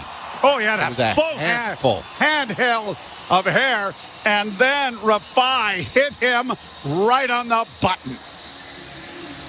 Slafkovsky had a bit of a breakout year for the Canadiens last year, hit the 20-goal mark for the first time in his young career, 50 points. First overall pick for the Montreal Canadiens, but when I watch this again, I mean, the Leafs got very fortunate. Montreal, number 20, Toronto, number 83, 5 minutes each for fighting. They missed the hair pulling, and the linesman was right there. They could have called it. I think so. Anyway, you're listening to Molson Leaf Hockey on TSN 1050 and the Maple Leafs Radio Network. Our weekends are wall-to-wall kids hockey. Needs a good sporting goods store. We start early. And a breakfast drive-thru. It's a commitment for sure. A financial advisor. The whole family goes to the games. Go Leafs, go! Go Leafs, go! Go Leafs, go! Hey, have you not subscribed yet? Are you not an insider yet? Come on, you're a Leafs fan. You gotta be part of the best hockey community on YouTube right here on TSI. Please become an insider and hit that subscribe button. Turn on that bell so you don't miss it when we go live for every single Toronto Maple Leafs hockey game of the season, and hopefully all the playoffs as well. We'll see you guys back in the chat. Thanks for becoming an insider. We appreciate you helping us grow this awesome community. We're almost at 40K. We're going to get there this weekend. I got a great feeling. We'll see you guys back in the chat. Thank you for hitting that subscribe button and becoming an insider. Cheers, everybody. Must be legal drinking age. Touchdown. Great catch. Give me a high five. 5 minutes later. Interception. Awesome play. Give me a high five. 2 hours later. Eddie, did you order 20 high five specials from 2-for-1 Pizza? You kept asking for high fives. I meant... never mind. I'm hungry. High five. Buy any large traditional pizza and get up to 3 medium one-topping pizzas for just $5 each.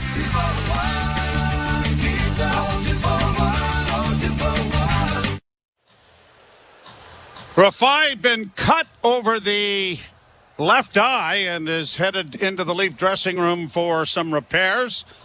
And Slavkovsky has gone into the Montreal dressing room. And I'm not sure the reason why. For that. Yeah. Because just the 5-minute penalties were announced. Unless he needs some repair work done too. Rafai caught him right at the end with a pretty good right hand. Face off in the Leaf zone, brought to you by Alpine Credits. You own your own home and need a loan. Alpine Credits can help. Get approved at alpinecredits.ca. Canadians get away with a trip there. I don't think the Leafs have any power play tokens left. Round back of the net. They used them all in one shot. Lorenz getting it back into the slot at the blue line, played around back of the net. Lorenz bodies his man. The puck goes free, and Hudson will get the puck out at center ice. Canadians in over the line. Doc gets the drop pass. In on the backhand, Savard had it broken up in the Leafs break and then got an odd man rush. Up on the right wing side is Easton Cowan. Stops up into the slot area. Going to the backhand. Nylander didn't deliver it. Nylander to the point and a shot. That was blocked. Stick goes sprawling. It may have been broken or maybe just knocked out of the hands of the Montreal player.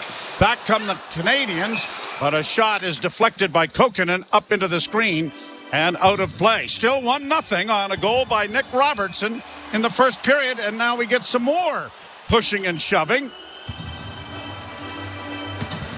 These two teams open the season in this building. I don't Montreal as well. I don't know how many of these players are going to be in the lineup opening night. Well, there'll be a lot of the Canadians. I'm not sure how many of the Leafs. Mattinen was involved in that little push and shove session. Yeah, from a Leaf standpoint, first 7 minutes of power play time, and now it's been nothing but the penalty kill since. And I can't remember the last time we saw Nick Abruzzese on the ice for the Leafs. Right now, I don't know if that mentioned his name. Yeah, 4 minutes and 10 seconds of ice is all he's played so far. Face off, and a shot is gloved by Hildeby. The Hildebeest, as he was known with the Marlies. He represented the Marlies at the American Hockey League All-Star game. He's had a good start to his career at the American Hockey League level. He's just 23. And the funny thing is, he played more last year than any other Leaf goalie at training camp. 41 games played for the Marlies. I believe Joseph Wall was 25 for the Leafs, and Anthony Stolarz was 27 games played in Florida. And, of course, Matt Murray. They just got into a couple of games with the Marlies. Yep. Centering pass. That deflects wide of the Leaf goal. Far side grabbed off by Myers. He gets it ahead. One-handed to the line and in. Robertson makes a good play, but doesn't have anybody in front of the net. Goes back to the point and a whistling drive. Well, we talked about it earlier, didn't we? I think went up over the glass and into the screen. I think that's the reason for the stoppage. But Nick Robertson, every shift, you seem to notice him, whether it's a breakout, whether it's getting back in the back check, little tight turn there, coming down the right wing side, we still get a scoring opportunity out of it. Lots of room on that Montreal bench. Wow. That guy no longer available, and of course Line left the game with that serious-looking injury. And Reinbacher left after a 13-second shift himself.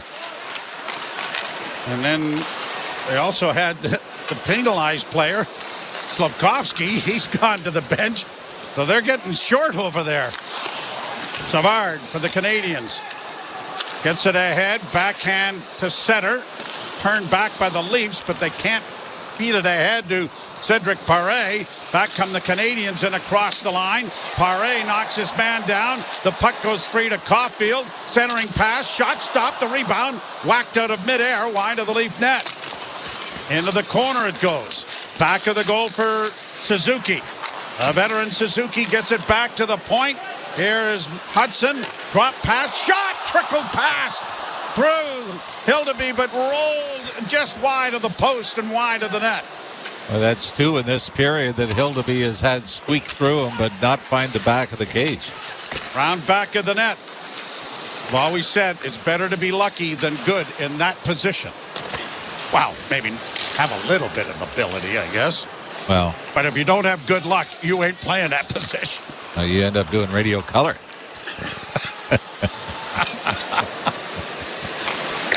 I have a lot of bad luck. Yeah, exactly, because we know you had a world of ability.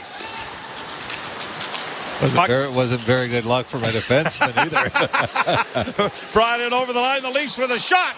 Down goes Montembeault to make the save as Quillen got the shot away. And here we go again. Now we got Newhook. And who is that? Rebenkin, I believe. Yep. We already saw him in a scrap in preseason. He's got the big smile going. Are there going to be penalties? Rebenkin is headed towards the penalty box, and Newhook will probably join him. Newhook seemed to be the aggressor in that, didn't he? I thought so. And we'll try to keep track to see if we get a goaltending change coming up as well. 15, Toronto 71, 2 minutes each for roughing. Coincident minor penalties. It looks like Montreal's going to make a change as Caden Primo will replace Montembeault coming into the game. It is 1-0 Toronto. You're listening to Molson Leaf Hockey on TSN 1050 and the Maple Leafs Radio Network.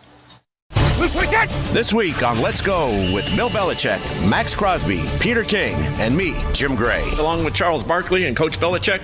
One of the reasons I admire Coach Belichick, the number one thing has always got to be the game. So always respect the guys who played the game before you. I try to teach our players that all the time, every chance I get. The history of the game. You know, the game just didn't get great when you walked on the field. Listen to the extended version of Let's Go, now available exclusively on the all-new SiriusXM app.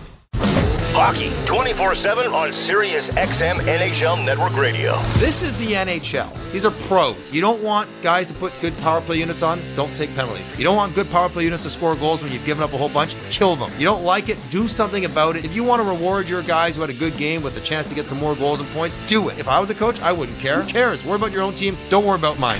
Sirius XM NHL Network Radio. Sirius XM 91. And on your schedule with the Sirius XM app. NHL Morning Skate. The LA Kings just been a funny animal about their goaltending. I mean, Jonathan Quick for so many years, and then flashes in the pan that quickly dissipate. And Vegas is a great example. They won with Logan Thompson and Aiden Hill. And that was good enough goaltending to win a Stanley Cup. And that, at a minimum, is what the Los Angeles Kings need to do. NHL Morning Skate with Scott Laughlin and Gord Stellar. Weekdays 7 a.m. Eastern on NHL Network Radio. Sirius XM 91 and the Sirius XM app. Ray Hudson here with an important announcement. You can listen to your favorite Sirius XM FC shows on the all-new Sirius XM app, now available for all subscribers. Pretty good football game going on down at BMO Field. The Alouettes and Argonauts tied 22-22 at the half. And the change made as Caden Primo takes over in goal for Sam Montembeault. Forced to make a save right off the hop. And 4-on-4 hockey here with the penalties assessed. And the Canadiens bring it into the Toronto zone. Drop it off by Anderson back into the slot. Knocked down on the play was one of the Canadiens. Crowd hollering for a penalty. Not sure if there's going to be one coming. We can't see the back official. And now we get the touch, and the back official, in fact, did make the call. And so it will come now with Robertson getting the penalty. And the Leafs' parade to the penalty box is something that's going to have to curtail itself.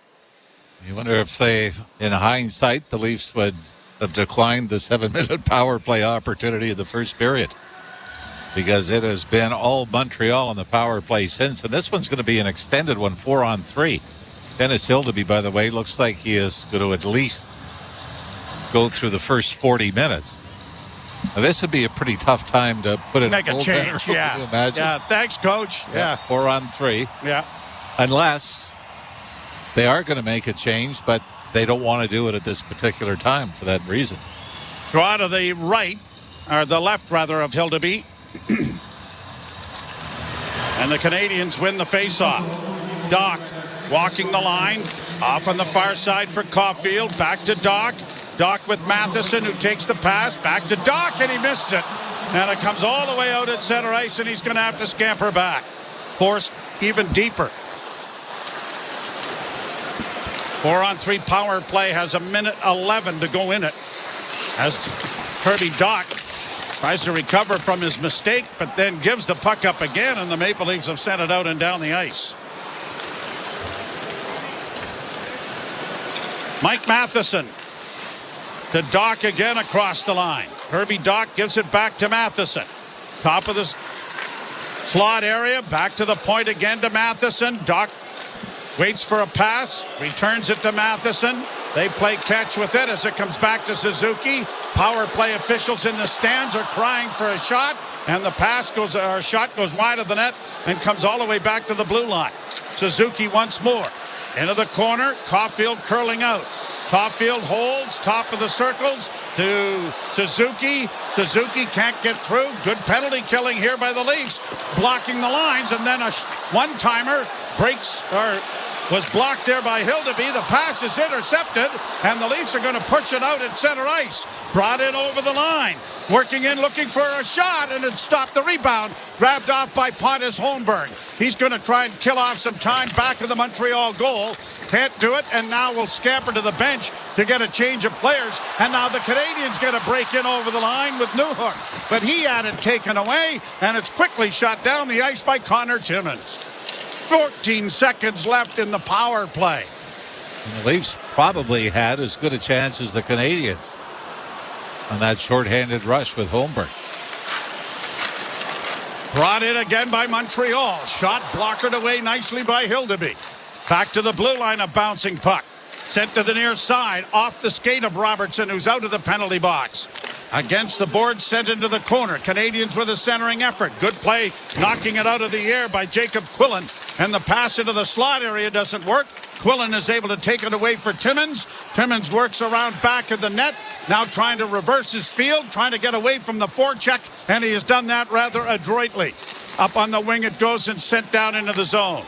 And the Canadiens will go back into their own end with 6:07 to play here in the second period. Pass knocked out of the air by Robertson. Tried to feed it ahead, but it was intercepted by Montreal. Robertson back in along the boards. Trying to come away with the loose puck, and he has. Now looks to make a pass and drops it off to the defenseman. And Kokkonen will get it out at center. Leafs in across the line. Here's Nylander trying to make a move. Had it knocked away, but the Leafs keep it in. And a one-timer on the far side by Robertson was stopped by Caden Primo. 1-0 Toronto. Anderson across the line. Can't get in. Round back of the net. Played around the boards. It's going to come to the line, and now Leafs bring it in over the line. Cowan sends it down into the corner. Easton Cowan back of the net, freed it up there, got it around the boards to the blue line, but just out of the reach of Nicholas Mattinen, and he has to go back to center to find it. Benoit now will bounce a shot in on goal that gave goaltender Primo a little bit of difficulty. Pretty quick whistle there as he was still trying to get his glove on top of it, but whistle down with 5:09 to play here in the second period. It is still 1-0 Toronto. Nick Robertson has the goal. You're listening to Molson Leaf Hockey on TSN 1050 and the Maple Leafs Radio Network. Alpine News Network is here live with one of our superheroes. People sometimes ask, sure, you can consolidate people's debts using telekinesis, but what else can you do? As if changing lives isn't enough. Well, I can also use my power to make it rain hot dogs. It's still not as cool as consolidating debts into one easy payment, though. Own your home? Need a loan? Alpine Credits can help. Alpine Credits, where homeowners get approved. Just for license 12616. Fall for Subaru by enjoying fall to the fullest. Think scarlet, burgundy, amber, crimson and copper, but never, never blue. Because with Subaru's symmetrical full-time all-wheel drive, fall is for thick, dark mud splats, terracotta mountain roads, radiant sunsets, kaleidoscopic leaf carpets, and the boldest of adventures. Avoid autumn blues and visit your local Subaru dealership to book a test drive today. Hi, it's Curtis Vickers from Southlake Ford Lincoln and Summit Ford, and this month, you're part of the team. That's right, Ford employee pricing is back. You pay what we pay on our roster of Ford vehicles like Bronco, F-150 Escape, and Mustang. No more standing on the sidelines. Get in the game with Ford employee pricing and drive home the vehicle you want today for a limited time only. Summit Ford on Highway 27 south of the 407 and Southlake Ford Lincoln in Newmarket near the 404 and Davis Drive.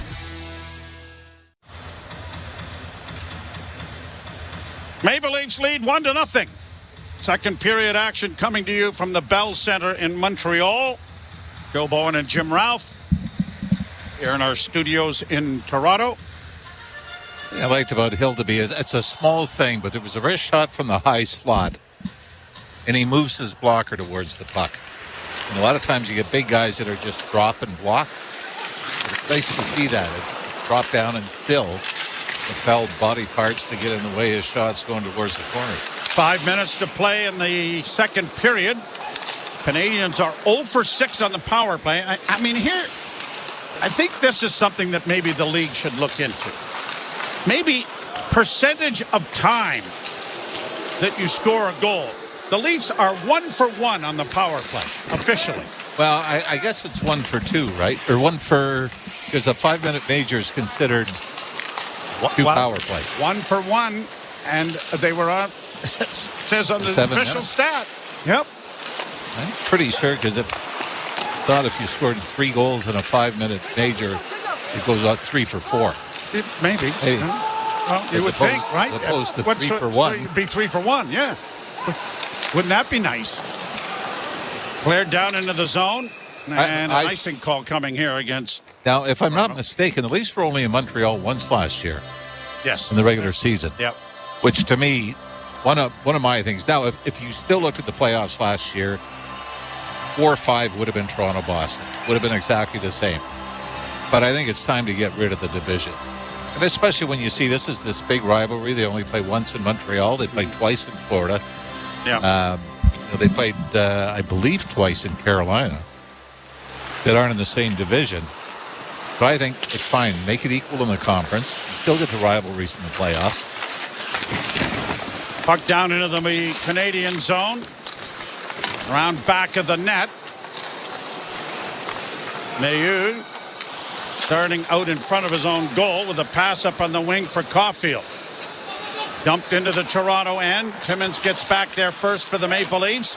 Pushes it ahead. Holmberg got it up ahead. Played on the bank pass by Grabenkin into Montreal territory. Swept around the boards to the near side by Pontus Holmberg. Grabenkin and Nyes after it as well. Now far side for Holmberg. He was knocked down on the play. And the Canadians have it around back of the net. If you joined us late, Patrick Laine in a collision with Cedric Paré, knee on knee. A play that Paré was not adjudicated a penalty, and I agree with it. But Laine left under a lot of discomfort, and it certainly looks like a very serious injury to the young man who is trying to resurrect his career. Suzuki from a sharp angle. Where'd the puck go? Oh, it's over here. And now we've got gloves being dropped with Josh Anderson and Myers. Philip Myers and Josh Anderson at real long range. Well, now it's closing a bit, and they're finally going to get a hold of one another, and Myers throws a couple of wild right hands but doesn't land. They're at great length here. Anderson trying to push and shove with his left hand. Myers trying to load up a right, but they're right in the washing machine spin cycle right now. And finally an uppercut by Anderson, and down they go. I'm looking forward to the first game. Josh Anderson, I don't think you expect, especially in a preseason game, a veteran to drop the gloves. Anderson last year, definitely an off season by his standards. He always seems to be a leaf killer too, doesn't he? Yep. Anderson was down to, I believe it was 9 goals last season. 9 goals and 20 points. But this is a little old-time preseason hockey. Craig Berube must be saying, yeah, that's about what it was like when I was coming in. Yeah. Of course, people may forget that Craig Berube was part of one of the biggest trades in Maple Leaf history. Well, the biggest trade. Yep. When he went from the Leafs, was part of that deal, sent him to Calgary and brought Doug Gilmour. As he likes to say, he was traded for Doug Gilmour, yeah. Which, it technically. And we'll give Rick Natras a shout out too. It was Gilmour and Natras. Yep. Craig Berube. Wammer. Jeff Reese. Yep. Kent Vanderbilt came over from Calgary. Yep. Gary Lehman was a big piece of the Leafs going to Calgary. But don't tell Berube that. He's narrowed it down to just a 1-for-1 deal. Puck won by the Canadiens. Centering pass. Comes back to the point. A shot. Hildeby came out nicely and got the blocking arm in front of that. Canadiens back to the blue line. Shots have narrowed to 15-14, favoring Toronto. Canadiens still with it with another shot that is blocked. It's going to roll to the line, but not out. Kept in by Savard. Left wing side trying to drive the net. Hudson couldn't get a shot in on the net. Leafs battle for it as it comes back to the blue line. Savard dropping it back for Hudson. Hudson holds. Still with it. Walks the line. Sends a shot in traffic. Stop. Rebound in front of the goal. Knocked away by the Leafs and backhanded down the ice. Will it be enough for icing? Got up on edge and rolled enough to give the Canadiens a break there. With 1:55 to go in the period. 1-0 Toronto. And of course, this is the anniversary 52 years ago of Game 8 from Moscow. And Paul Henderson's heroics that won Team Canada the tremendous comeback victory over the Soviets national team. You were at University of Windsor. Yes, right? I was, and I can remember it like yesterday. I was at Heron Forest School in Sault Ste. Marie. Yeah, did they bring the TV in? And, I was lucky enough to bring a little black and white TV we had at home. Yep. And watched it on that. Well, I'll tell you, that was... this country, unless you were there to understand it, I mean, this country stopped. Here the Canadiens in with a pass. Good defensive play by Timmins to take the stick away there from Jared Davidson, or he had a tap in. Chipped along the boards. It'll clear to center ice for the Maple Leafs. The Canadiens have pressured here, but have not come up with the equalizer. Now they break in on the left wing, and the shot went wide of Hildeby's cage. Rebound sent around back of the net. Davidson races after it in the far corner. Timmins knocking it away from him, and Timmins is going to restore it and skate it out at center ice, then turn it back into his own zone, then reverse his field again and carry it back to center, only to lose it. Canadiens back in on the right side. Owen Beck. Timmins takes it away from him. Connor Timmins has had an interesting shift. And a long one. Brought out now by Toronto's Coconut. Got the center. Can't get it into the zone. Now they do. But it's knocked by the Canadiens back at center. And Timmins is going to shoot it in and mercifully get to the bench for some oxygen. Logan Mailloux for the Canadiens. Got it up on the right wing side. And now drops it back. With David Reinbacher injured and Patrick Laine injured and Arbor Jacki out, Canadiens are getting lots of ice time. The Maple Leafs, as you mentioned, Nick Abruzzese, I don't know as he's played very much. Down the boards trying to get to the puck there is Pullen. He couldn't. Pushed aside and is brought out at center ice now to center and knocked into the zone. I think that was Abruzzese who just did that. Yes, there he is now. No sooner said than done. Leafs steal the puck. Nice! And got a shot away, and he sent it wide as the horn. No, the horn hasn't gone. Did you hear a horn? I thought I heard a horn. No. Now I hear a siren. All right, never mind. Is it? Okay. It's great getting older, eh? When you have to ask, did you Did you hear that? I was with you because I thought I heard a horn, but I should have remembered it's a siren at the Bell Center, and like the siren at the Forum in Montreal as well. We talk about Nick Abruzzese not getting a lot of ice time. Caden Primo took over midway through the second period. He only faced 3 shots, stopped all 3. But the Canadiens outshot the Leafs 9-3 in the second. All right. Well, it is a 1-0 Toronto advantage after 40 minutes. You're listening to Molson Leaf Hockey on TSN 1050 and the Maple Leafs Radio Network. Hi, this is Eddie Vedder. This is Stone Gossard from Pearl Jam. Hey, it's Jeff Ament. Dive deeper into our universe on our exclusive SiriusXM channel. With live tracks, B-sides, 3 complete concerts a day. Unless you're actually here, you might not believe it. And some of our favorite music we've handpicked for you. Here's the good part, 100% commercial free. Pearl Jam Radio. Channel 22. Or listen at home with the SiriusXM app. On and off the ice. Steven Stamkos. You wonder, is that it for him with the Tampa Bay Lightning? He's the guy that's probably, with Marty St. Louis and Vinny Lecavalier, recognized as the all-time greatest Tampa Bay Lightning players. This is all about deciding whether or not the price is going to be right to keep your captain around and potentially keep him a Tampa Bay Lightning member for his entire career. SiriusXM NHL Network Radio. SiriusXM 91. And on your schedule with the SiriusXM app.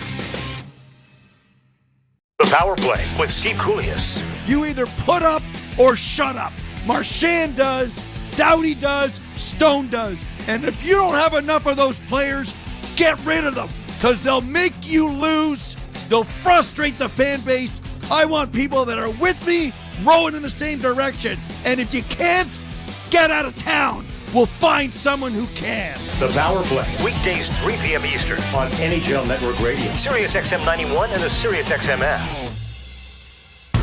Hockey 24/7 on SiriusXM NHL Network Radio. This is the NHL. These are pros. You don't want guys to put good power play units on, don't take penalties. You don't want good power play units to score goals when you've given up a whole bunch, kill them. You don't like it, do something about it. If you want to reward your guys who had a good game with a chance to get some more goals and points, do it. If I was a coach, I wouldn't care. Who cares? Worry about your own team. Don't worry about mine. SiriusXM NHL Network Radio. SiriusXM 91. And on your schedule with the SiriusXM app. NHL Morning Skate. The LA Kings has been a funny animal about their goaltending. I mean, Jonathan Quick for so many years, and then flashes in the pan that quickly dissipate. And Vegas is a great example. They won with Logan Thompson and Aiden Hill. And that was good enough goaltending to win a Stanley Cup, and that, at a minimum, is what the Los Angeles Kings need to do. NHL Morning Skate with Scott Laughlin and Gord Stellar. Weekdays 7 a.m. Eastern on NHL Network Radio, SiriusXM 91, and the SiriusXM app. And then Here's a chance. Oh, what a stop! There were 8.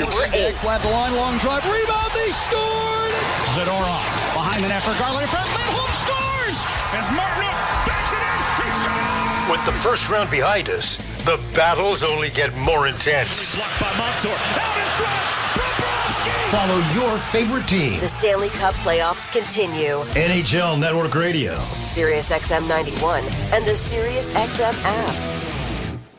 The UEFA Champions League is back on SiriusXM FC, and this year it's bigger than ever. Absolutely ridiculous from Real Madrid. Merseyside magic from Mo Salah. Now with more matches featuring soccer's most iconic clubs as they battle it out for European supremacy. What a start for Inter. Haaland scored the hat-trick. From the league phase to the final, the Champions League is on SiriusXM FC 157 and the all-new SiriusXM app.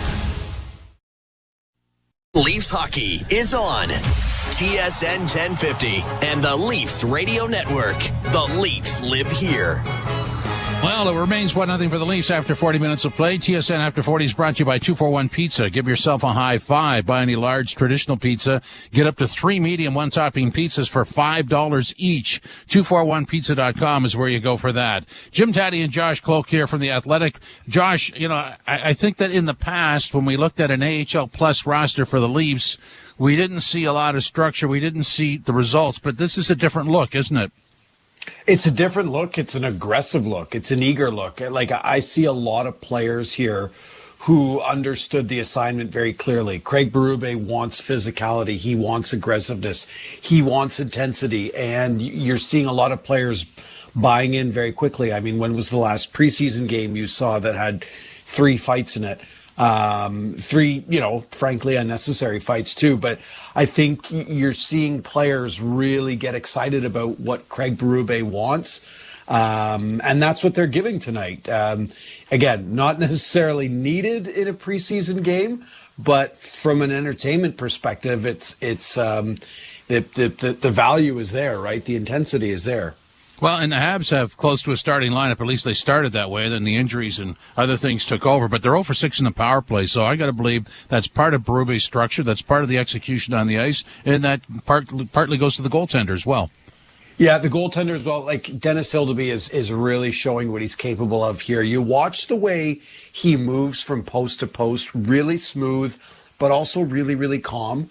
We've seen Leafs goalies in the past get caught out of position, getting excited, but, he's playing his first essentially full NHL game, and he looks up to the task. And even as there's, all kinds of physicality and nonsense happening around him, he looks really, really calm.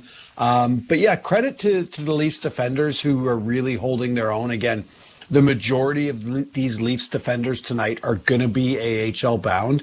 But it's a credit to them, and it's a credit, you mentioned him, it's a credit to Craig Berube for pretty clearly explaining what he wants out of his players early on. You're seeing, again, a ton of buy-in. You're seeing Craig really communicate clearly what kind of defensive... That's how it evolved, isn't it? Yeah, but I think we also need to understand that, like, players know that when there is a new coach, it's a fresh set of eyes and there's no preconceived notions, right? If you look at the amount of Leafs over the past 2, 3, 4 years that came up through Sheldon Keefe with the Marlies, right? Pierre Engvall, Timothy Liljegren, William Nylander as well. Sheldon Keefe formed assumptions about those players, and that's natural. It happens with everyone, right? Yep. But he formed assumptions of those players very early on in their career, and it could be hard for players to kind of break out of that mold. You talked before the game about William Nylander playing center, right? Sheldon Keefe gave him a look of all of about 1-2 games, right? So now when there's a fresh set of eyes, players know that, if they are at their best, if they play their best selves, it's easier for the coach then to become impressed because he doesn't have any of these preconceived notions that Sheldon Keefe would have. That's why I think you're seeing, the Leafs look really, really strong these last 2 games, because when you adhere to the details, which is big for Craig Berube, you know that inherently that's going to help you move higher up the depth chart, maybe even higher up the lineup. Well, what we're also seeing is low-scoring games. In the past, I think we would have expected this, certainly in a preseason game, to be a sort of a scoring derby. But that seemed, obviously the first game was like that, but that seems to have dissipated. Well, when Patrick Laine is out for essentially the entire game, and, Juraj Slafkovsky, we got to talk about that fight a little bit, right? He's literally pulling Marshall Rafai's hair.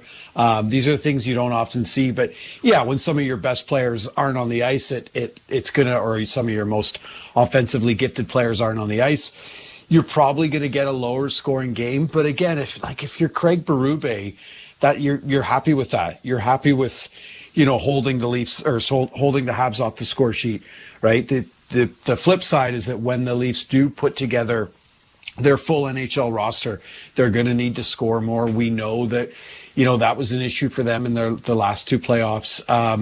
But again, more reason for Craig Berube to be happy right now, because if your AHL guys are buying into your structure and playing well defensively, that just shows you that, come November, December, when injuries hit and you need to dip down into your depth chart, you have guys who are prepared. Not a criticism, but an observation. And obviously the Laine injury should be fairly serious, but it just looks to me that from that moment on, the Habs lost a lot of composure.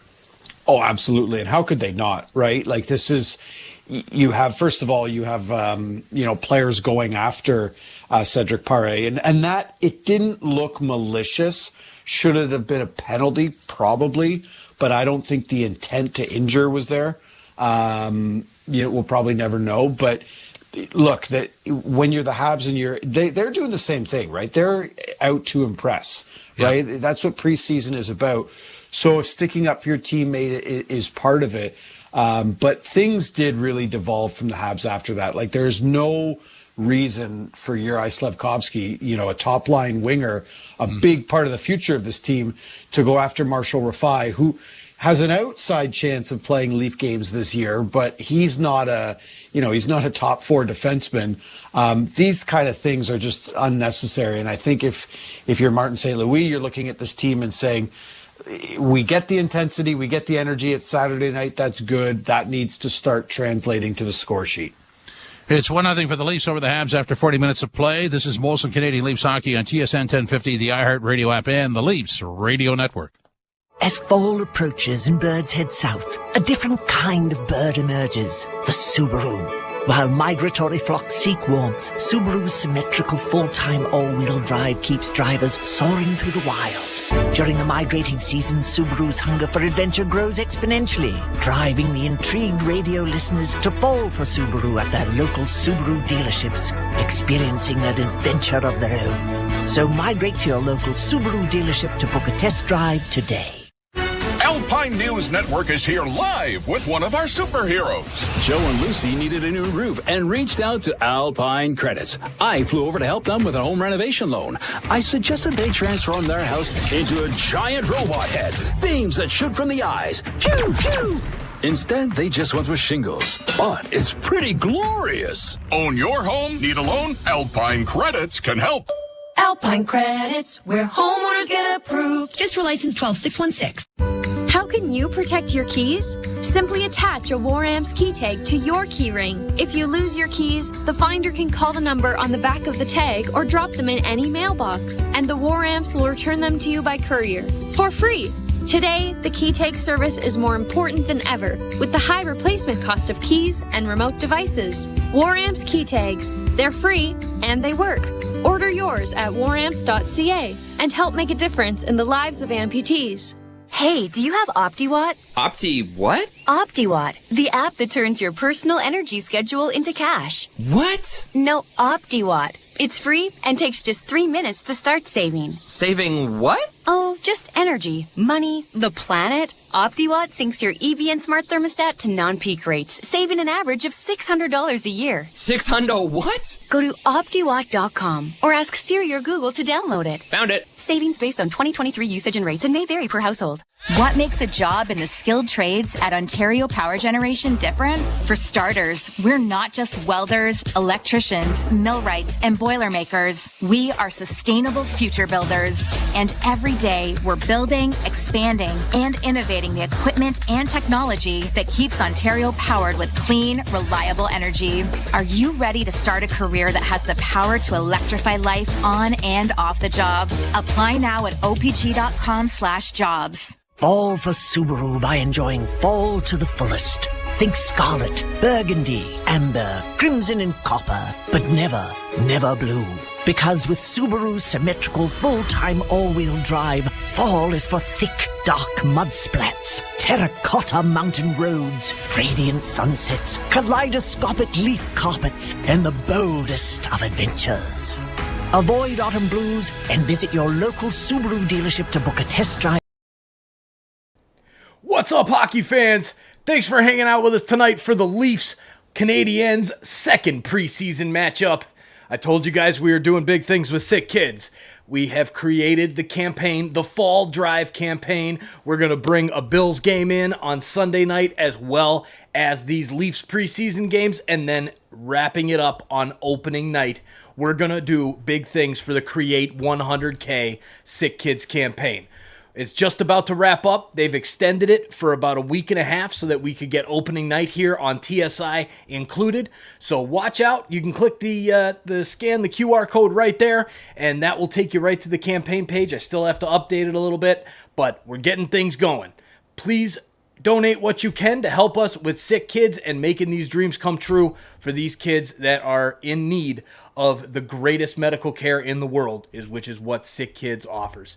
Thank you, guys. Cheers, everybody. Go Leafs, go. We'll see you back in the chat.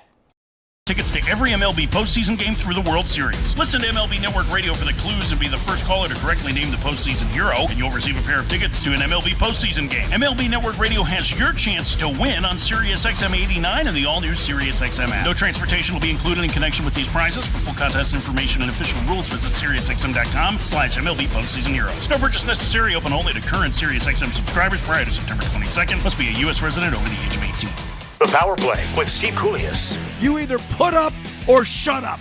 Marchand does, Doughty does, Stone does. And if you don't have enough of those players, get rid of them, because they'll make you lose. They'll frustrate the fan base. I want people that are with me, rowing in the same direction. And if you can't, get out of town. We'll find someone who can. The Power Play. Weekdays 3 p.m. Eastern on NHL Network Radio, Sirius XM 91, and the Sirius XM app.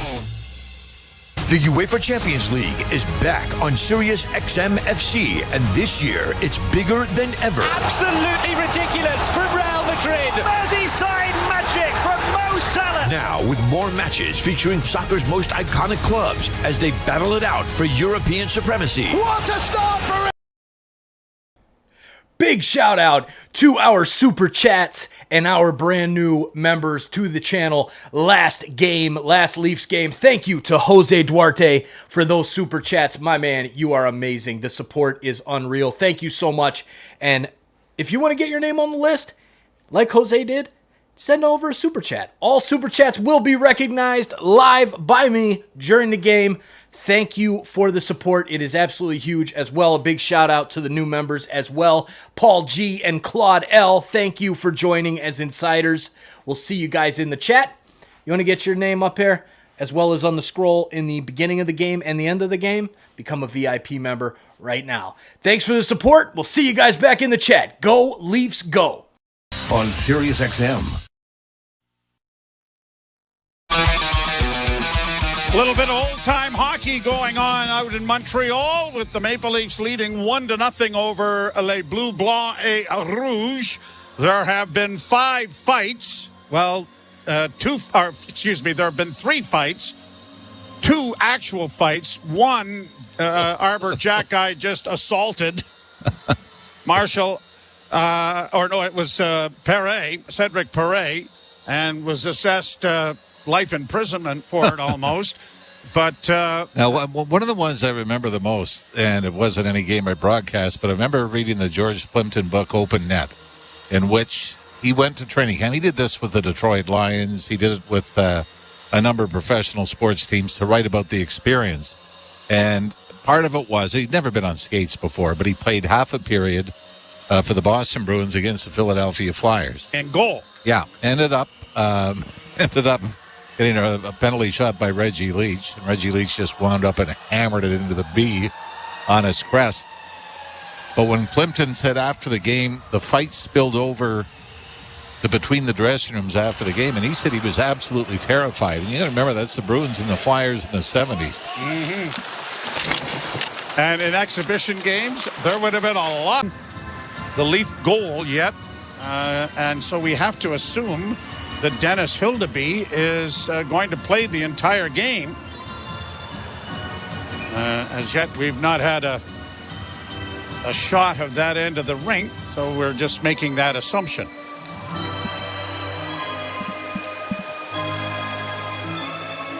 And the face-off coming after the Suzuki having a bit of a chuckle with one of the linesmen. And now we can see the goaltender down there, and he looks awfully big, so I'm assuming it's down into the area back of the goal. Pushed up on the wall then by Quillen, and it'll come to center ice. The Leafs go back into their own end. They'd like to play a little more in the Montreal zone. They've been spent a lot of time penalty killing in this game. Scored on the 7-minute power play that they had, thanks to Arbor Jackeye.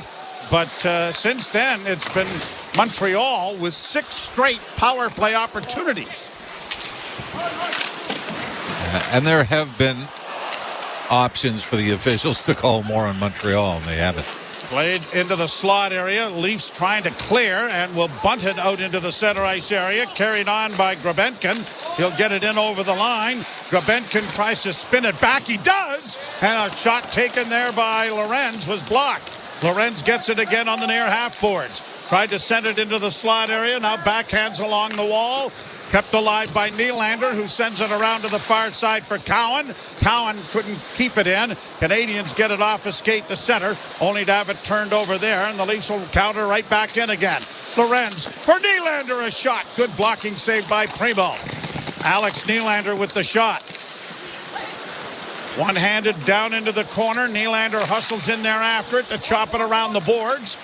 Gobbled up on the far side by Condota of the Canadiens. They still can't get it past the blue line, and the Leafs have it with Cowan coming out of the far corner. Got his man to sprawl, but couldn't make a pass. Saucers it back to the blue line, but it's going to bounce over the stick of Nicholas Matanen, who has to go back in his own zone.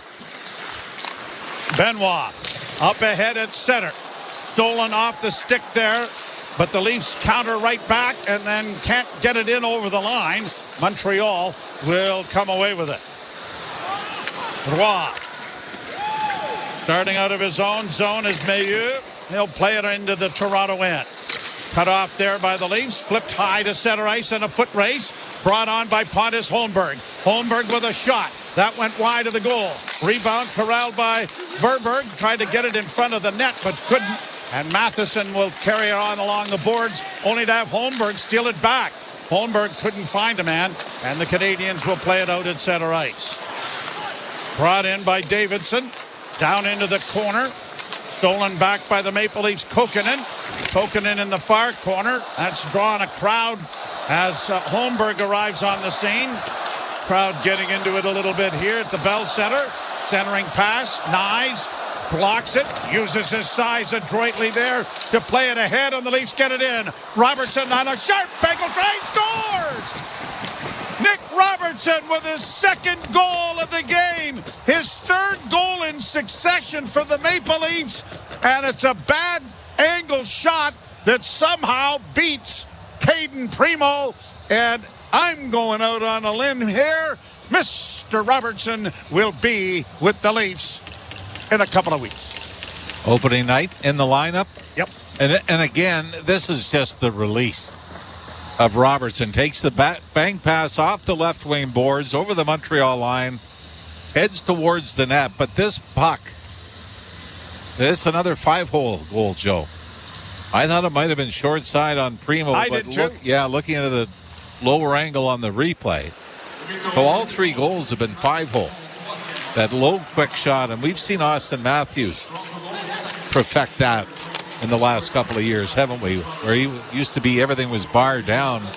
Now a lot of them are surprise shots. Point shot knocked away by Hildeby. Leafs clear it high to center ice, and it'll be grabbed off by Toronto and fed in over the line.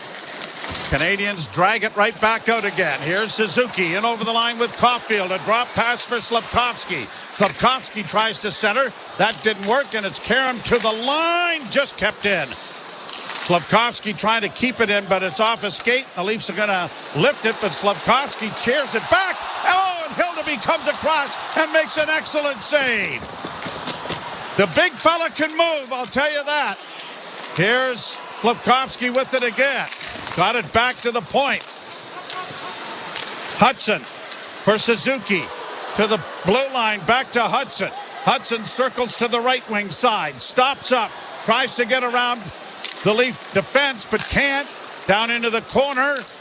A centering pass. Savard back to the point. Hudson back to Savard. Shot from an angle. There is Hildeby again. And he has covered it up and made the save. Well, he's got a calmness about him, doesn't he? This was after Grabenkin had the opportunity to clear the zone. Tried to just flip it out. It was knocked down, and seconds later, Hildeby has to make a huge stop. Glove off the stick of Cole Caulfield. It is Holmberg and Nyes getting the assist at 3:26 for the Leafs' second goal. Hey, another thing. There are some similarities between William and Alex Nylander, aren't they? Oh, yeah. Both right-handed shots carry themselves the same on the ice. Same kind of skating stride. Wrist shot goes wide of the Toronto goal. Flipped high to center ice. Canadians try to restore it. Leafs are able to come away with it, though, and one-handed by Lorenz down into Montreal territory. Spinning around.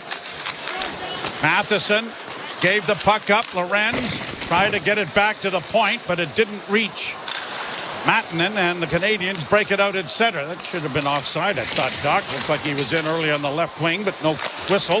Centering pass. Hildeby out there again, takes it away from Newhook. But again, Joe, the pass comes from below the goal line to the left of Hildeby, out to the slot. And where's he?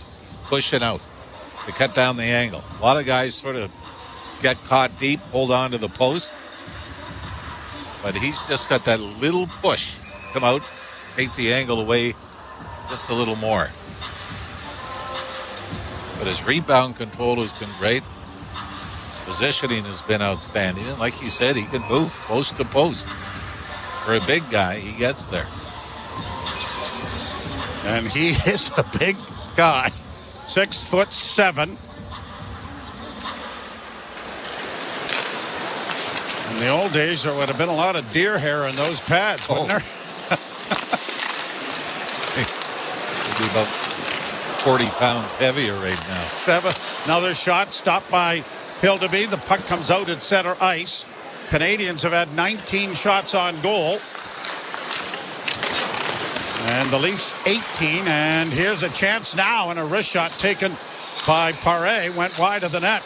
Kept in at the blue line.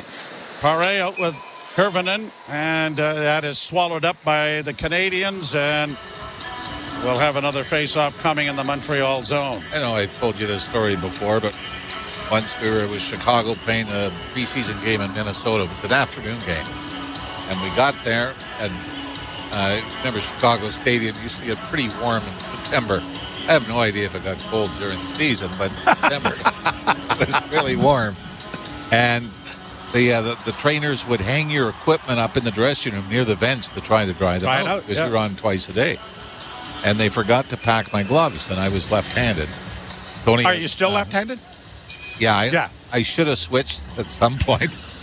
But anyway, so they went to a sporting goods store. Nice of them. To get me left-handed gloves. Perfect. Brand new. No problem there. Oh, no. They were easy to break in, weren't they? It was like I had Did you take them out and have the bus drive over them a couple of times? It was like having two blockers on. And then which might have been better.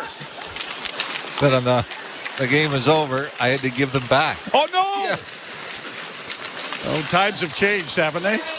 Leafs get it back to the point. Timmins goes D to D. Far side shot goes off a leg and bounces high into the corner. Nyes is there. Nyes stops up. Now bringing it to the front with a quick shot. Robertson got another good opportunity away. Kept in at the blue line. Nyes can't send it to the net. Stepped around a defenseman and then sent it wide of the far post.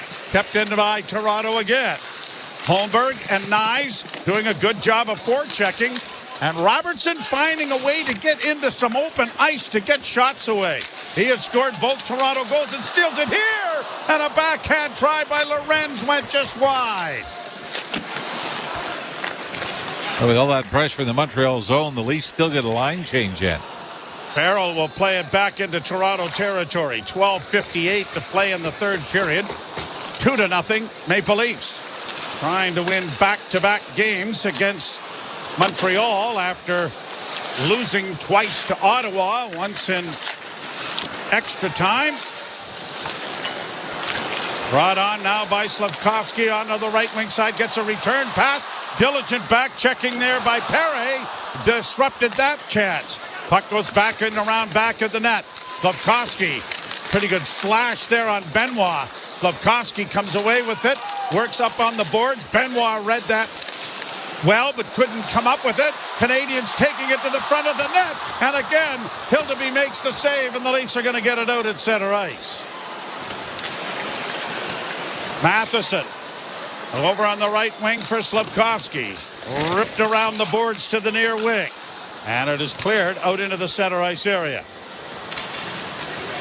I like there. Nicholas Batman says it's a 2-on-1 down low. I'll take the guy open in the slot and let Hildeby just worry about the shooter. Long shoot in. Hildeby cleared it aside. Played down into the Montreal end, but it's going to be an icing charge. And so it'll come back into the Toronto zone, with the Leafs leading by a score of 2-0. And bit of a shutout to my hometown. Tomorrow night, the Ottawa Senators will play the Pittsburgh Penguins at the Sudbury Community Arena as Hockey Day in Sudbury. Actually, Hockey Day in Elliott Lake. But Elliott Lake's arena has only got about 150 people could go and watch. So nobody knew that. No, well, hey, you know what? They did all of the work. All of the minor hockey people up there did a great job. And so it'll be at the Sudbury Arena. And a lot of people looking forward to that. Yeah, hopefully some of the big boys are in the lineup for that. Yeah, well, I would hope so, yep. Played down and around back of the Montreal goal. And the Canadiens go back after it. Anderson got it out, but couldn't make a play. Argonauts leading the Alouettes 28-23 after 3 quarters as the two teams from Toronto and Montreal collide as well in football. Brought out at center ice by Connor Timmins. He's going to snap it in from center. Round on the boards far side, cut off there by David Savard of the Canadiens. And they'll get it to the line, but following up on the play, Mike Matthews sends it into the Leaf zone. Back of the net, into the near corner, stopped by Owen Beck. He's tied up, played it back of the net, centering attempt didn't reach. Roy sends it back to the point to Matheson. Matheson back to Roy. Roy trying to cycle it along the boards, got it into the corner. Leafs trying to break up the cycle a little bit here as it comes back to the point. Matheson sends it to the other side, gets a return pass. Robertson mirrors him. Here's Holmberg getting away from his man, then a shot to the goal line. And the Canadiens are celebrating. Yeah, we have not seen anything from the official.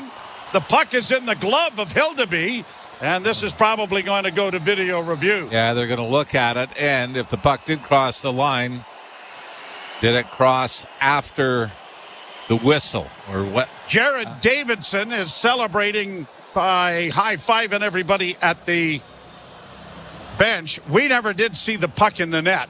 Yeah, it did get through Hildeby, but then he spun around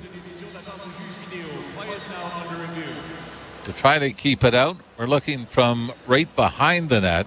Davidson had a good view of it. Yeah, but I still haven't seen anything. No. Maybe we'll get it from another lower angle here. Now he's also being pushed in by Roy. And if it's deemed the puck in the net because of the push. Listen in. The call of the ice will stand, no goal. Thank you.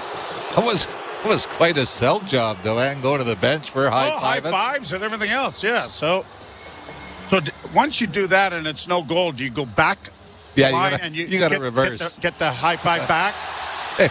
Now, the fans of Montreal obviously saw a different angle because we just heard the reaction of the crowd. But we have yet. Oh, there you see it. Right on the line, but then you don't see it again, and then Hildeby has it out. So, no goal. You can assume, but because it's underneath Hildeby, even the overhead angle, I don't know if they've got the overhead angle working tonight, Joe, for preseason, but I don't think you would have picked it up in the overhead either. Well, they looked at it, and no goal. And around the boards, it's going to clear to center. Down to the Montreal blue line. Half the period is in the books. The Leafs with a 2-0 lead. Leafs control the puck. Cowan. And his pass was knocked out of the air. Nylander will backhand it back further into Montreal territory. Back of the net, stolen by the Leafs. In front for Nylander, they bang away at it, and Primo, who got caught behind the net, almost had that go in. Another shot from the blue line is knocked down in front of the goal. Unable to reach it was Lorenz for the Leafs, and the Canadiens will break it out at center. Here's Caulfield. Trying to slide through, has the puck caught up in his equipment. Then when he did get a shot away, it was a pretty good one, and an equally good save made by Hildeby. Cleared high in the air, and then volleyball to center ice by Philip Myers. Canadians shoot it back into the Toronto end. Hildeby out of the cage, sends it back into the corner. Myers is there to get it ahead, and out come the Leafs to center.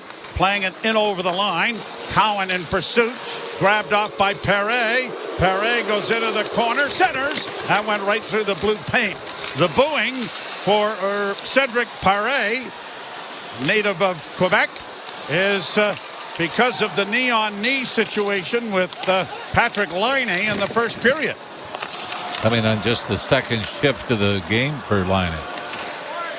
Played down into the Canadian zone. And the Canadiens, who are ticketed to be, well, probably last in the division. We're counting on the resurgence of Patrick Laine to aid in an offense that is in desperate need of some improvement.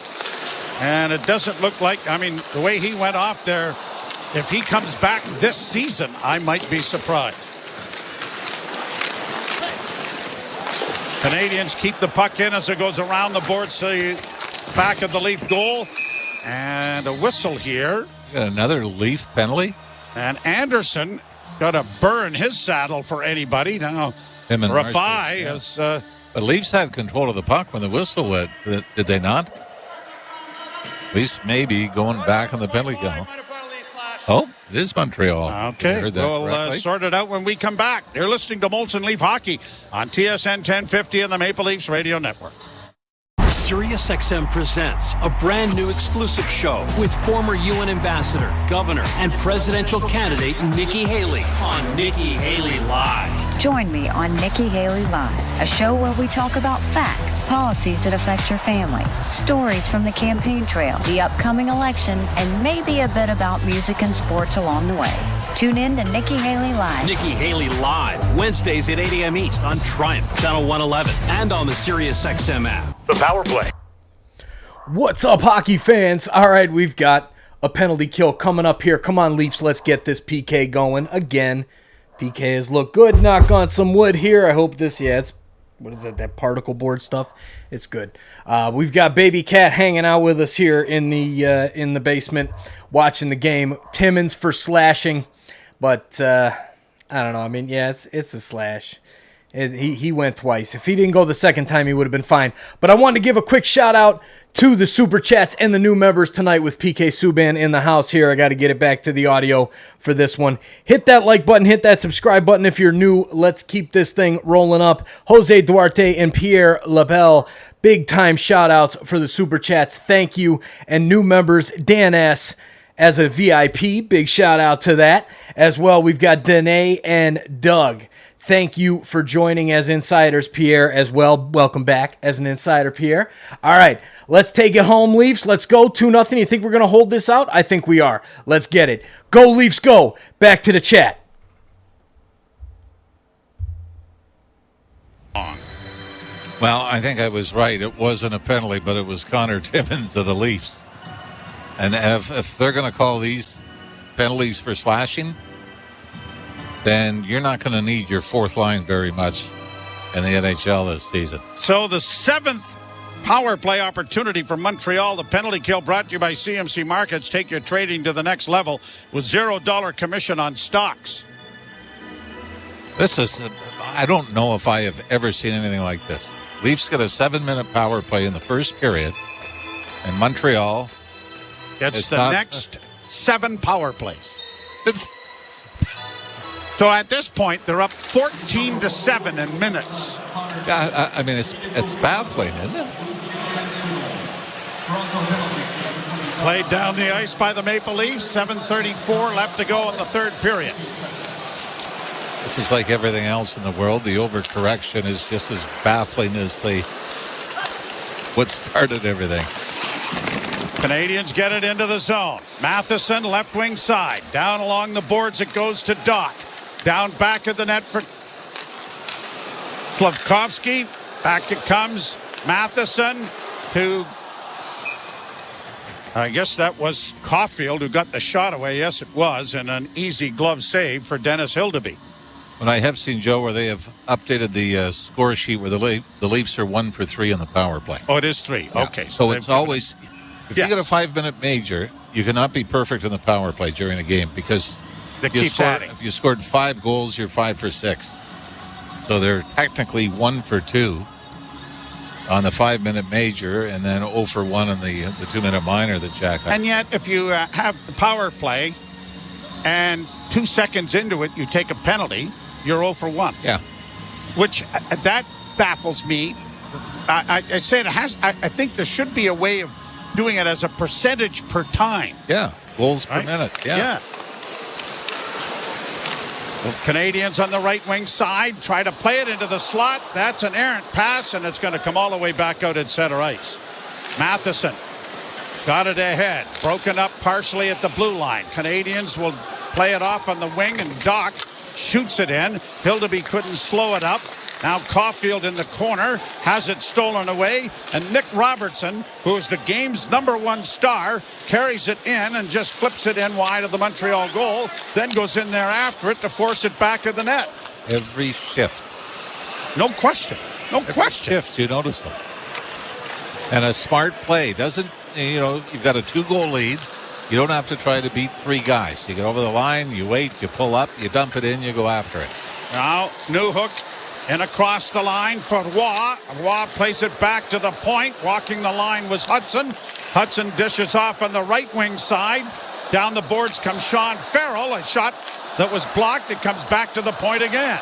Here's Newhook trying to cut in. And as he launched the shot, it was high. It explodes off the glass. With 10 seconds left in the penalty, it's out at center ice.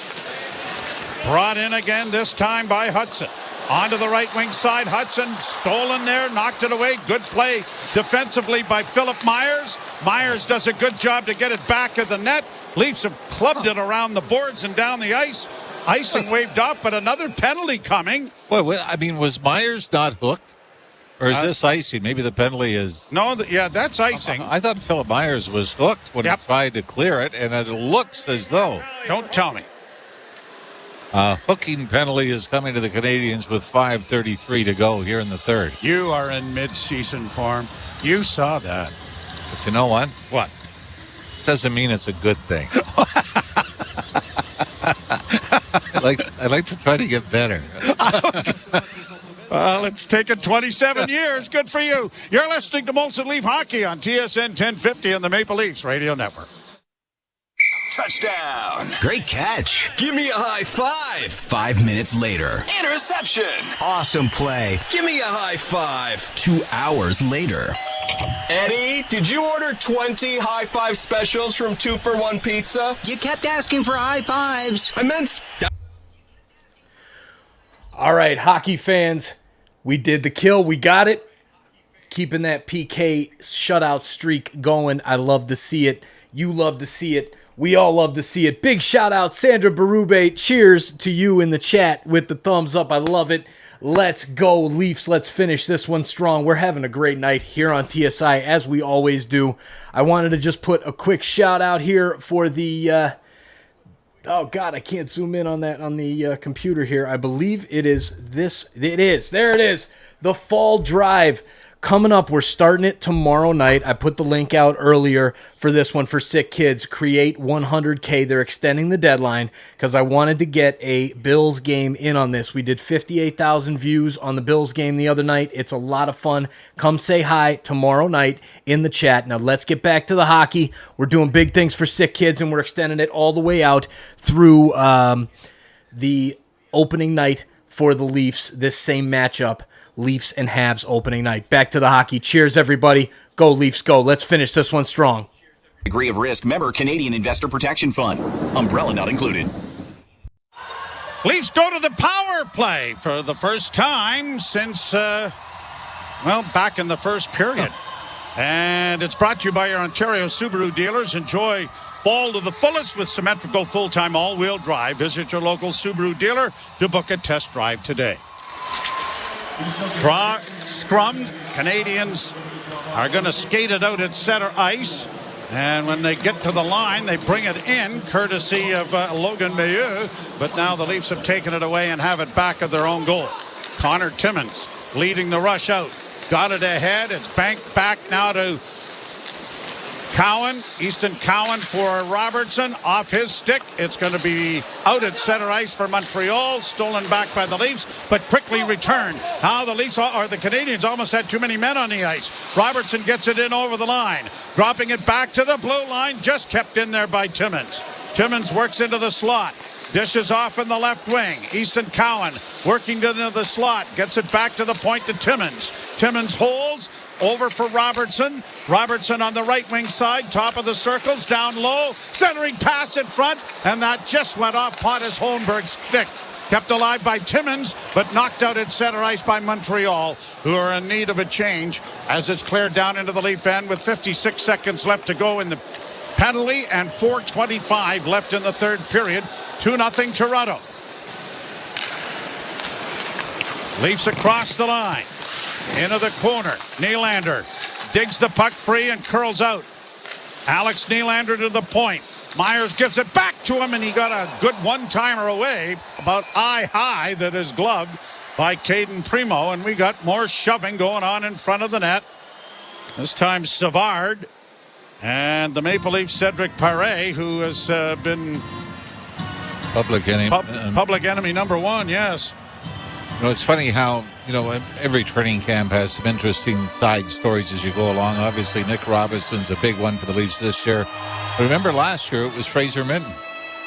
And, through his play during the preseason, was able to stay around for 9 games. It was expected to push for a job coming out of training camp as well, but suffered a high ankle sprain during the Prospects tournament. In Montreal, in this building, right? Here's a centering pass in front of the shot. That was stopped by Primo. Puck comes back to the blue line. 24 seconds left in the power play. Walking the line with it is Myers to the point. Myers with it again. Now to Nylander. Nylander working along the blue line. Just kept it in. And now Myers gets it down into the corner. And it's stolen by the Canadians and shot down the ice. That will do it for the power play. As Nylander goes back with 3.5 minutes to play in the third period. The Leafs had one shot. Through center come Toronto. In across the line. And unable to reach it there was Steven Lorenz, and the Canadians get it out. Here's Suzuki. Across the line. We'll try to keep an eye on Caden Primo to see if Marty St-Louis will get him out of the goal with a 2-0 deficit. There's a shot that just went wide of the net. Taken by Grebenkin. Now along the boards into the corner goes Mattinen. He frees it up, got a shot away, and it hit the side of the goal. Matheson for the Canadians lost his stick, goes and retrieves it, and the puck comes back to him. Now brought on by Lane Hudson. Hudson to center. Suzuki will get it in across the line. Dropped it there for Caulfield, who sent it around the boards. There goes Primo to the bench. So the extra attacker is on for Montreal. Get Nicky Robertson out on the ice, for crying out loud. There he is. There he is. Thank you. Canadians in the corner send it out in front of the net. Grabbed off again by Hudson. Down and along the boards. Hudson gets it again. To the point. Hudson still with it. Near side Suzuki. Down low. Jam play in front. There goes Hildeby across to stop it. And the puck comes free. Hildeby has lost his stick. It's buried in the back of the net, and the Canadians still have possession. Down into the slot area. No shot yet. Into the corner. Grabbed off by the Canadians again. They work it around the perimeter. 1:55 to go. Suzuki holding. Can't get it through. Down into the corner. Hildeby still without his stick. Suzuki to the far side. Pass in front. They score. Kirby Dach will deflect it home with 6 attackers on the ice, and the Canadians have cut into the lead. It's 2-1. 1:44 to go here in the third period. No chance for Hill to be here as Kirby Dach. And give the Canadiens credit, they moved the puck around exceptionally well. And it was Kirby Dach maybe taking advantage of the fact that Hildeby had lost his stick.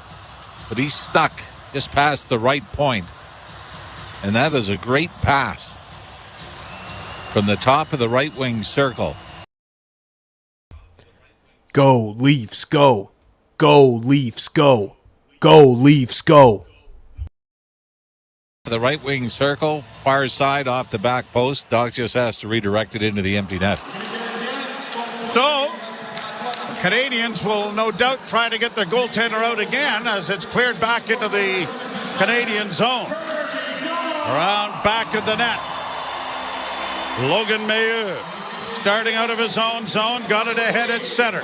Off a skate, Canadians shoot it in, and I'm sure that Primo has gone to the bench again as it's cleared down the ice, but it's going to go wide of the net. Canadians have to go back to recover it. Played it out at center. Turnover there for Lorenz. Lorenz getting it ahead. Chopped into the zone by the Maple Leafs. Quillen. He'll chase it down into the corner with less than a minute to go in the third period. Leafs trying to avoid overtime for the second time in the preseason. Brought on by Matheson. And I'm sure a lot of the fans at the Bell Center are those that don't get to go to a lot of hockey games, as the prices are a little better here in the preseason and the tickets available. Puck still in the Toronto zone. 33 seconds to go. Back to the point it comes. Kept alive by Hudson. Hudson to Suzuki. Suzuki back to Hudson. Hudson now on the far side, across ice pass, broken up, shot down the ice, but it's wide of the goal. And, well, that's a bit of a quick whistle. I don't think the Canadiens player had gotten to the dots yet, but icing call regardless. Yeah, and Nick Robertson is the one in pursuit. A huge face-off now back in the Toronto zone. And the Canadiens, I'm guessing, have called the timeout here. So the teams at their respective benches. Well, right now, though, in back-to-back games against the Montreal Canadiens, it's Nick Robertson 3, Montreal 2. Robertson scored the eventual game winner a couple of nights ago in Toronto in a 2-1 Leaf win there, and he has both Leaf goals in a 2-1 lead here, 15.5 seconds left.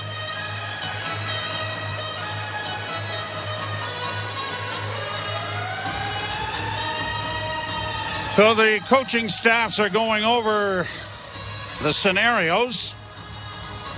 Well, I don't know if this is coaching related or not, but the Leafs seem to be irritating the opposition already more than I think we've seen on most nights over the last few years. Where do you think that's coming from? Well, no, I'm not saying it's directly related, but I think there were some messages from day one as to what this team wanted their identity to be. So here we go. Face off in the Toronto zone. Pontus Holmberg taking the draw. And Suzuki will do the honors for Montreal. The draw scrummed, grabbed off by the Maple Leafs, hammered around the boards and out and down the ice. And do it again. Do it again. And I think, I don't know who the defenseman was who decided to hammer that. Was it Myers? He might have had a bit of opportunity to just kind of feather it and get it out. So another important face-off that Pontus Holmberg will be asked to take in the same circle. It's Suzuki drawing to his backhand towards the boards. And wins it cleanly. Canadians get it back to the point, and a one-timer blocked there to the side of the goal. 3 seconds left, a centering pass, and the Leafs are going to get it out in center and deny overtime and win the game by a score of 2-1. And again, it's the Nick Robertson show from a Leaf standpoint. And a lot of times, you've got veteran players that just want to get ready for the season, not get hurt. You've got some young guys trying to make an impression, and that's where Nick Robertson falls. And doesn't come to training camp pouting that he wasn't dealt in the offseason as he requested, signed the one-year deal with the Leafs, and at the very least is making it to be quite a decision for Toronto management as to what to do with him at the start of the regular season. And, of course, the sidebar story to this will be in the Montreal dressing room. The injury to Patrick Laine, and what a blow that is as far as the Canadiens' recovery from trying just to get back to be anywhere near a playoff spot. That has hurt them a great deal. Yeah, even just from a power play standpoint. If you could get 10 to 15 goals from Laine in the power play, it would have been huge for the Montreal Canadiens. We do not know the extent of the injury, but went down, grabbing his left knee, and had to be helped off the ice by a couple of trainers and went right to the Montreal dressing room. Certainly did not look good. Well, we will see you again on Thursday when the Leafs are in Detroit. And we'll have that action for you beginning at 7 o'clock. Ironically, the game in Detroit tonight was canceled because the Pittsburgh Penguins had plane problems and couldn't get to Detroit. So that game was canceled, and I don't believe will be rescheduled, but I do not know. At any rate, we will be with you on Thursday evening, and we hope you will join us then. The post-game show is coming up. You're listening to Molson Leaf Hockey on TSN 1050 and the Maple Leafs Radio Network. Baseball's postseason race heats up on MLB Network Radio. We got him! Grand slam! Every pitch, every swing, and every catch matters. Good one! Good night! MLB Network Radio brings you all the live action. Never seen a play like that! And expert analysis you need to follow your team. Don't miss a moment of the chase. On MLB Network Radio, Sirius XM 89, and the all-new Sirius XM app. Hockey 24/7 on Sirius XM NHL Network Radio. This is the NHL. These are pros. You don't want... What's up, insiders? Cheers, everybody. Switch the hat out to the Leafs hat. That's right. Got it. We got the W. Oh, man, I got to turn my volume down over here on the phone. Got that echo going. But cheers to every single one of you. Over 16,000 views this evening for a preseason Maple Leafs hockey game is absolutely exceptional. Thank you all so much for being here. And we kicked off our Sick Kids campaign as well. Our fall drive is official now. It is, you can get it right now. You can go to the link that is pinned in the chat. I will put it back in there. And we're going to get this started tomorrow night with the Bills game. It's going to be absolutely crazy on Sunday Night Football. Go Bills, go. I'm going to replace that emoji here in a little bit. But cheers to Sick Kids Create 100K. We're going to see what we can add to that total as a group of sports fans from Toronto. Guys, we are an awesome community, and I thank you all for being here. And especially a huge, huge shout out to the support tonight. Jose, Pierre, Dan, Danae, and Doug, thank you all for the support. It is absolutely huge. John Marion, I see you there in the chat. Yes, Toronto, and great game tonight. See you in the chat there. Awesome, John.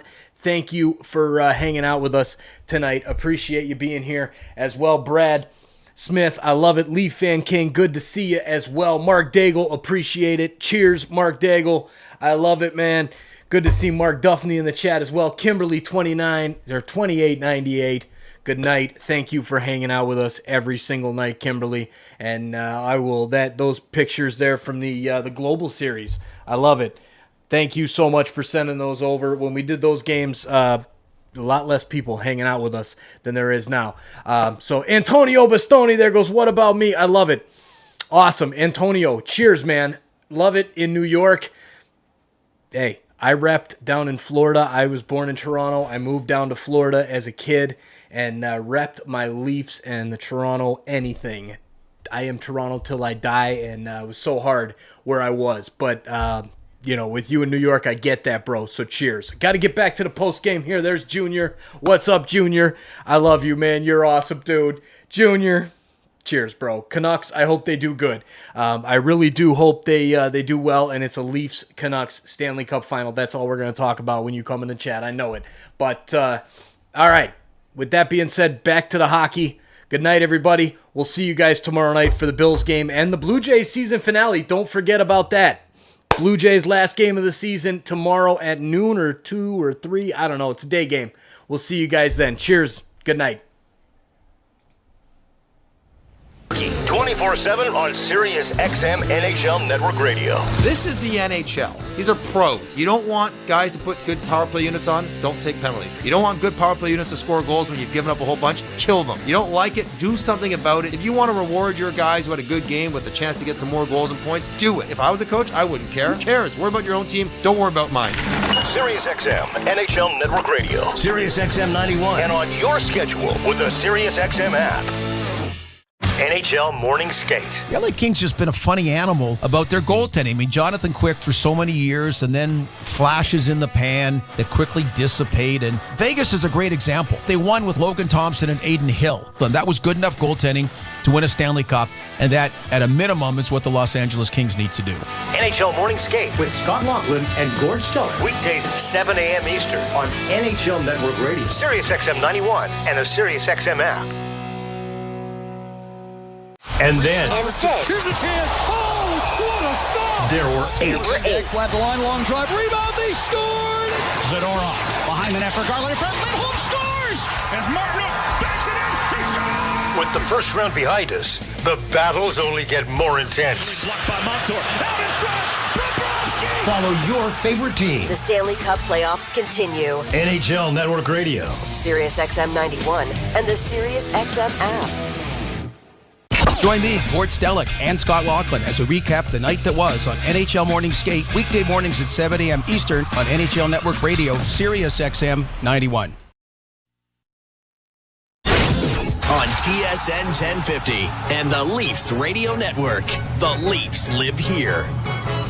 Blocks it, uses his size adroitly there to play it ahead, and the Leafs get it in. Robertson on a sharp angle drive, scores!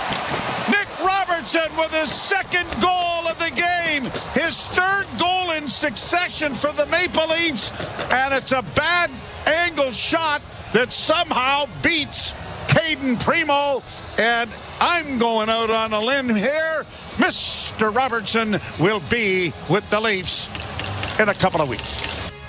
He absolutely will. 2-1, the Leafs win over Montreal tonight. Welcome to the post-game show, Leafs game night.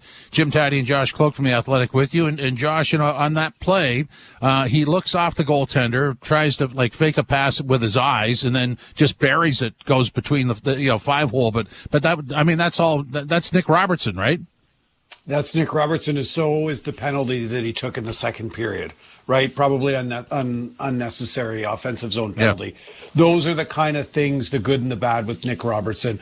I just think the more and more that he's done through preseason, his ability to, and I know we use this term a lot, but just quiet the noise, right? He had every opportunity to come into camp sullen, frustrated, right? The trade request didn't work out as hoped. He's on a prove me deal, right? 1 year, 875. He's the one that has to show up and show himself in camp. He's done that. He's done exactly what he's been asked to do. Stayed healthy, right, as well. This is the thing with Nick Robertson. He's always had injury. Got to believe that even if he starts on the fourth line, that his assignment will be to play both ends of the ice. And if you can add some offense, as he's done in the past, that's good. But they're going to be on him to look after things and be a little more tidy, and things like the penalty, as you pointed out. I mean, that's got to be cleaned up. But this is where it gets tricky for Nick Robertson, because I like the idea too, right? Put him on the fourth line, allow his offense to show when it needs to. But I think Craig Berube is going to want a defense first, energy driven fourth line. And he has so many players to fill those roles. Steven Lorentz, Ryan Reeves, David Kampf. There was a time throughout training camp, early in training camp, where those three players were playing in a fourth line type role. So that's where it gets tricky for Nick Robertson, right? He's essentially a middle six player or bust. And the Leafs have a lot of those players. The Leafs are not short on players who can produce in the regular season. until he shows that kind of depth and flexibility in his game, I don't know if a fourth line role is in his future. As much as it makes sense kind of philosophically, I just don't know if Craig Berube trusts him enough to play him in those real ugly minutes, right? Yeah, just a quick thought before we break. So, I mean, maybe, not maybe, he's going to make the team. The question I have for you is, does he play every night? And maybe not.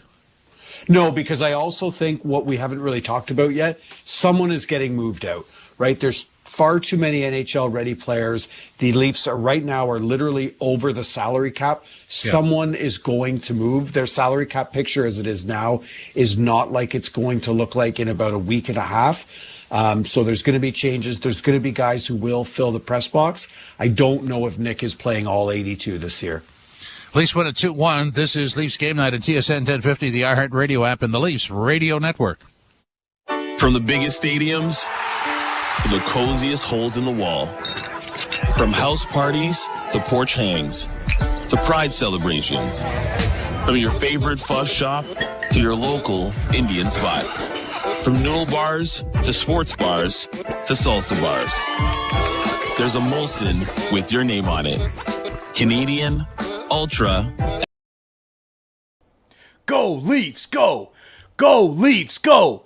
Go Leafs, go! Hey, have you not subscribed yet? Are you not an insider yet? Come on, you're a Leafs fan. You gotta be part of the best hockey community on YouTube right here on TSI. Please become an insider and hit that subscribe button. Turn on that bell so you don't miss it when we go live for every single Toronto Maple Leafs hockey game of the season. Hopefully all the playoffs as well. We'll see you guys back in the chat. Thanks for becoming an insider. We appreciate you helping us grow this awesome community. We're almost at 40K. We're going to get there this weekend. I got a great feeling. We'll see you guys back in the chat. Thank you for hitting that subscribe button and becoming an insider. Cheers, everybody. On the sidelines. Get in the game with Ford employee pricing and drive home the vehicle you want today for a limited time only. Summit Ford on Highway 27 south of the 407 and South Lake Ford Lincoln in Newmarket near the 404 and Davis Drive. Leafs Game Night, they win 2-1 in Montreal. Jim Taddy, Josh Cloak from The Athletic with you. So, Josh, let's explore that. I mean, there's a week to go before they have to get into any of this stuff. But when you look at their roster, they're $1 million over. Pacioretty and Lawrence have to sign. So, I mean, somebody's got to go. What's your read on that situation? Oh, I think it has to be someone that could find a role or is valued by NHL teams. So it's going to be an NHL-ready player. That's why the talk of, just putting Nick Robertson on waivers or trying to trade him, it doesn't make a lot of sense to me. Like the names that have been thrown around, David Kampf, Calle Jarnkrok, you got to be careful though, right? Yeah. Because Calle Jarnkrok can play up and down the lineup, trusted player. The Leafs got into this situation before with Alex Kerfoot when you have versatile players, but you're so quick to let them go because maybe they don't have that kind of high-end upside.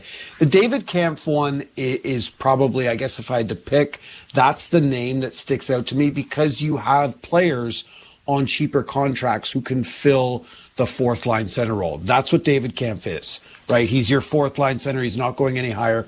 That's where Pontus Holmberg should be playing. If you can find a team that's, quite low in terms of their cap space, and maybe the Leafs can add on a fourth round pick in some kind of salary dump. Perhaps that makes sense. It can't be a player in and around $1 million. It has to be someone earning more than that because, as you said, they have two players they need to fit in now.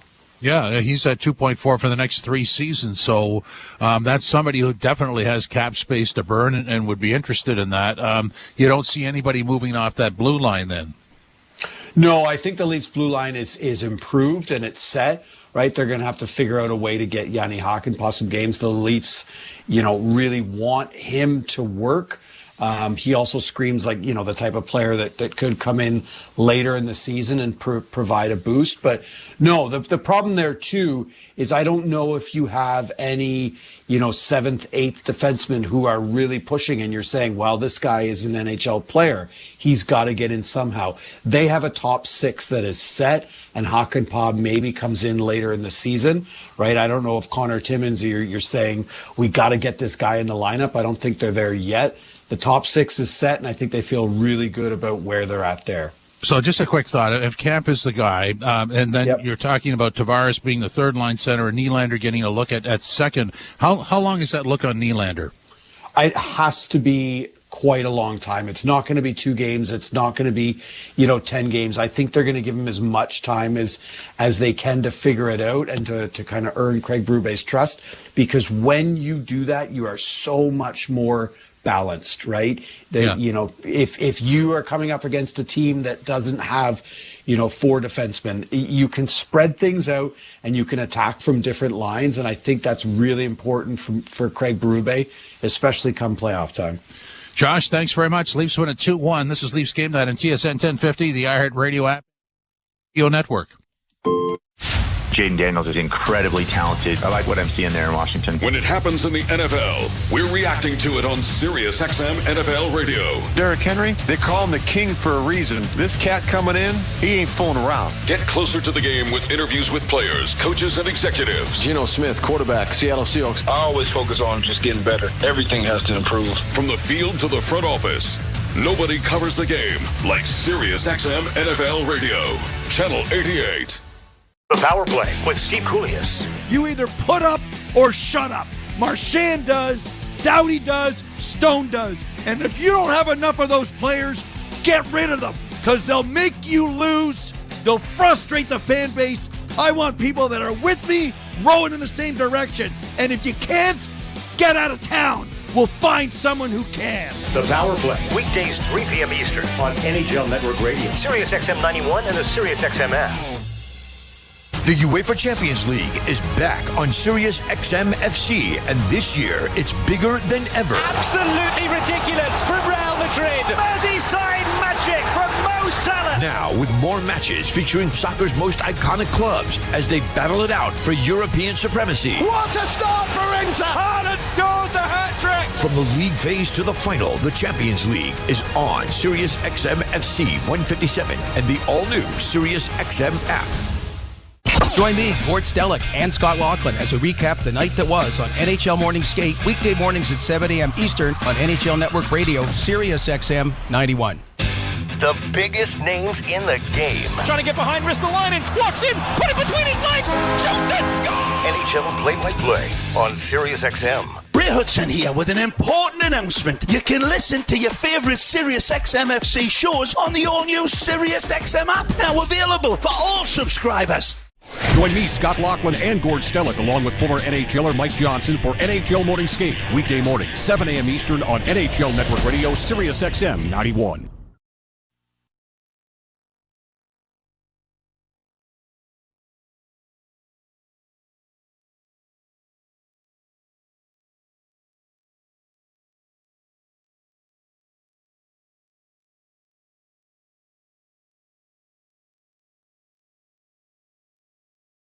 Brought to you by Maple Toyota. You don't have to go out of town for a great new Tundra or RAV4 gas or hybrid. Maple Toyota has them in stock and they're ready to deliver. Visit mapletoyota.com. Here's what we have. Predators 6-0 over the Lightning after 40 minutes of play. End of the first, Kraken and Oilers tied at 2. End of the first, Flames 2-1 over Vancouver.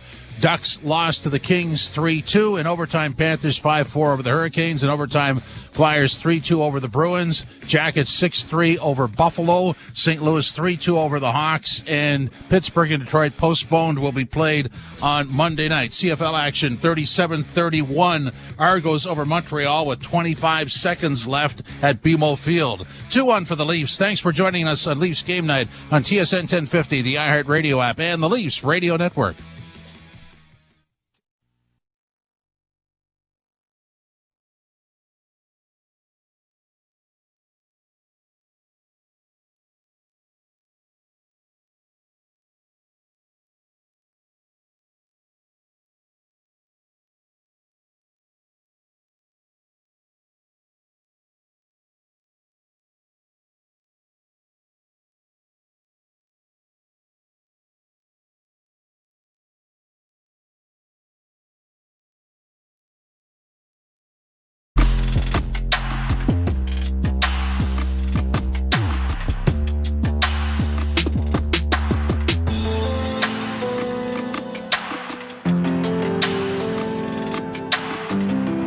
Radio, Sirius XM 92.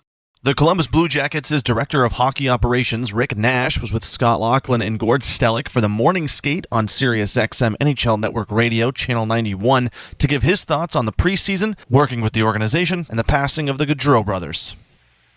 Yeah, it seemed like when you were a young guy, they wanted to get a lot of looks at you, and you played a lot of the games, and you tried to make an impact, but you tried to, follow the system at the same time to show them that you were adaptable to the game of hockey. And then, as I got older, I kind of liked playing in the same amount of games just to get ready and get up to pace and get up to speed for the regular season. So, it's kind of funny to be on this side of it now and kind of juggle the guys and how many games they want to play and where they want to play, whether it's home and road. It's just interesting to see.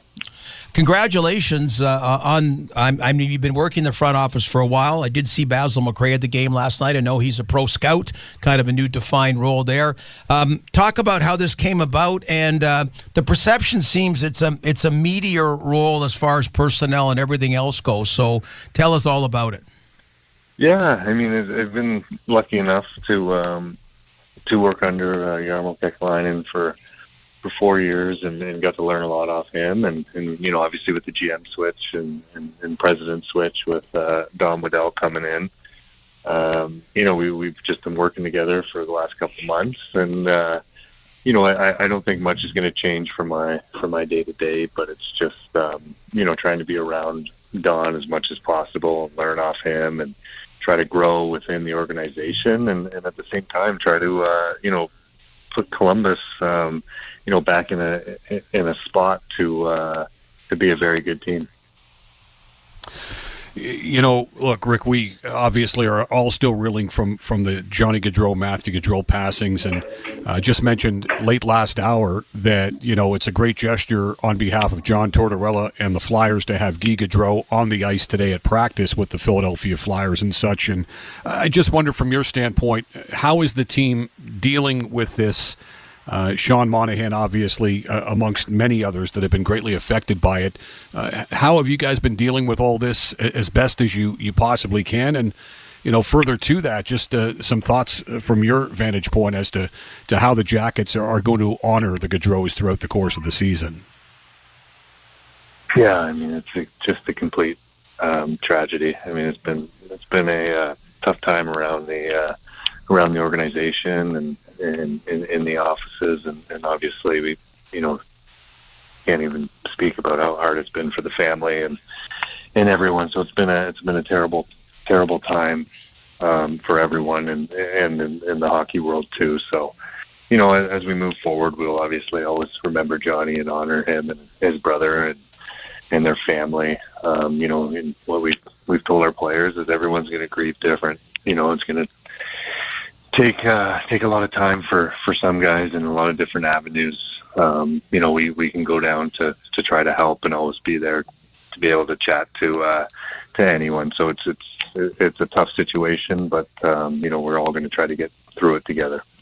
SiriusXM has soccer covered end to end. SiriusXM FC. Hear live play-by-play and talk shows hosted by legends of the game. It's SiriusXM FC on Channel 157. I'm Frank Trachtenberg with your SiriusXM NHL schedule for Saturday, September the 28th. All times are Eastern, and please remember, all games, times, and channels are subject to change. Check SiriusXM.com for the latest updates. In NHL preseason action, 7 p.m., Florida Panthers take on the Carolina Hurricanes on Internet 931.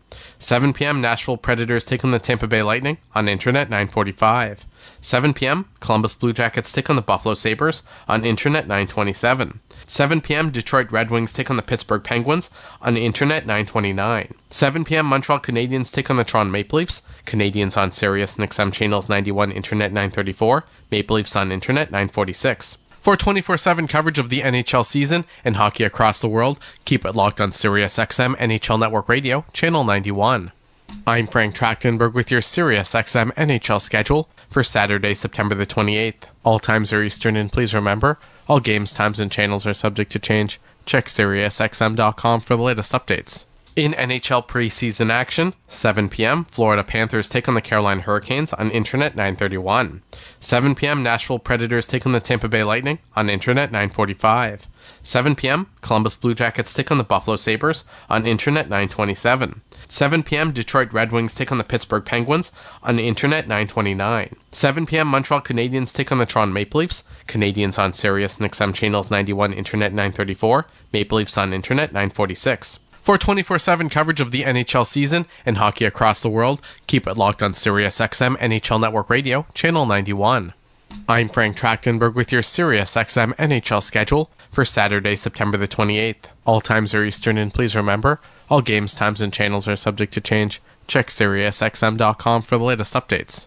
In NHL preseason action, 7 p.m., Florida Panthers take on the Carolina Hurricanes on Internet 931. Follow every second of the action on NHL Network Radio. From behind the bench to every play on the ice. If it's hockey, it's on SiriusXM NHL Network Radio. SiriusXM 91. Rick Nash, Director of Hockey Operations for the Columbus Blue Jackets, joined Scott Laughlin and Gord Stellick on SiriusXM NHL Network Radio to discuss the mindset for the team going into this upcoming season and looked back on the time he spent playing for the team. Yeah, it's obviously going through camp and watching all these guys.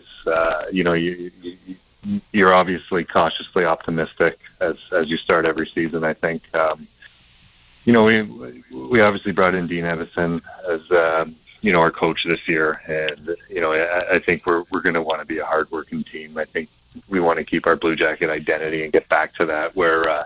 I remember playing for the Rangers and playing against the Jackets and just knowing you were always in for a hard night. So I think, we expect Dean to get us back to that style of team.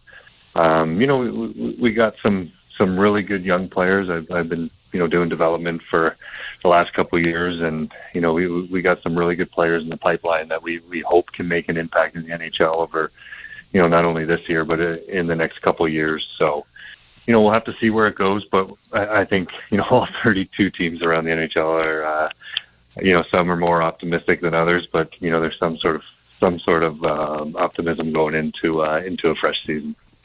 When you look back, I mean, your second year, you the Rocket Richard Trophy winner, 41 goals on a not a very good Columbus Blue Jacket team. Like, you're a guy that seemed to acclimate to the NHL world rather seamlessly. Well, why do you think that's the case? I think it was, honestly, it was probably my 2 years in London and the Hunters getting me prepared. And, secondly, I think it was my parents. They were always there to help me and, with no agenda in mind other than, making sure that I got to live my dream.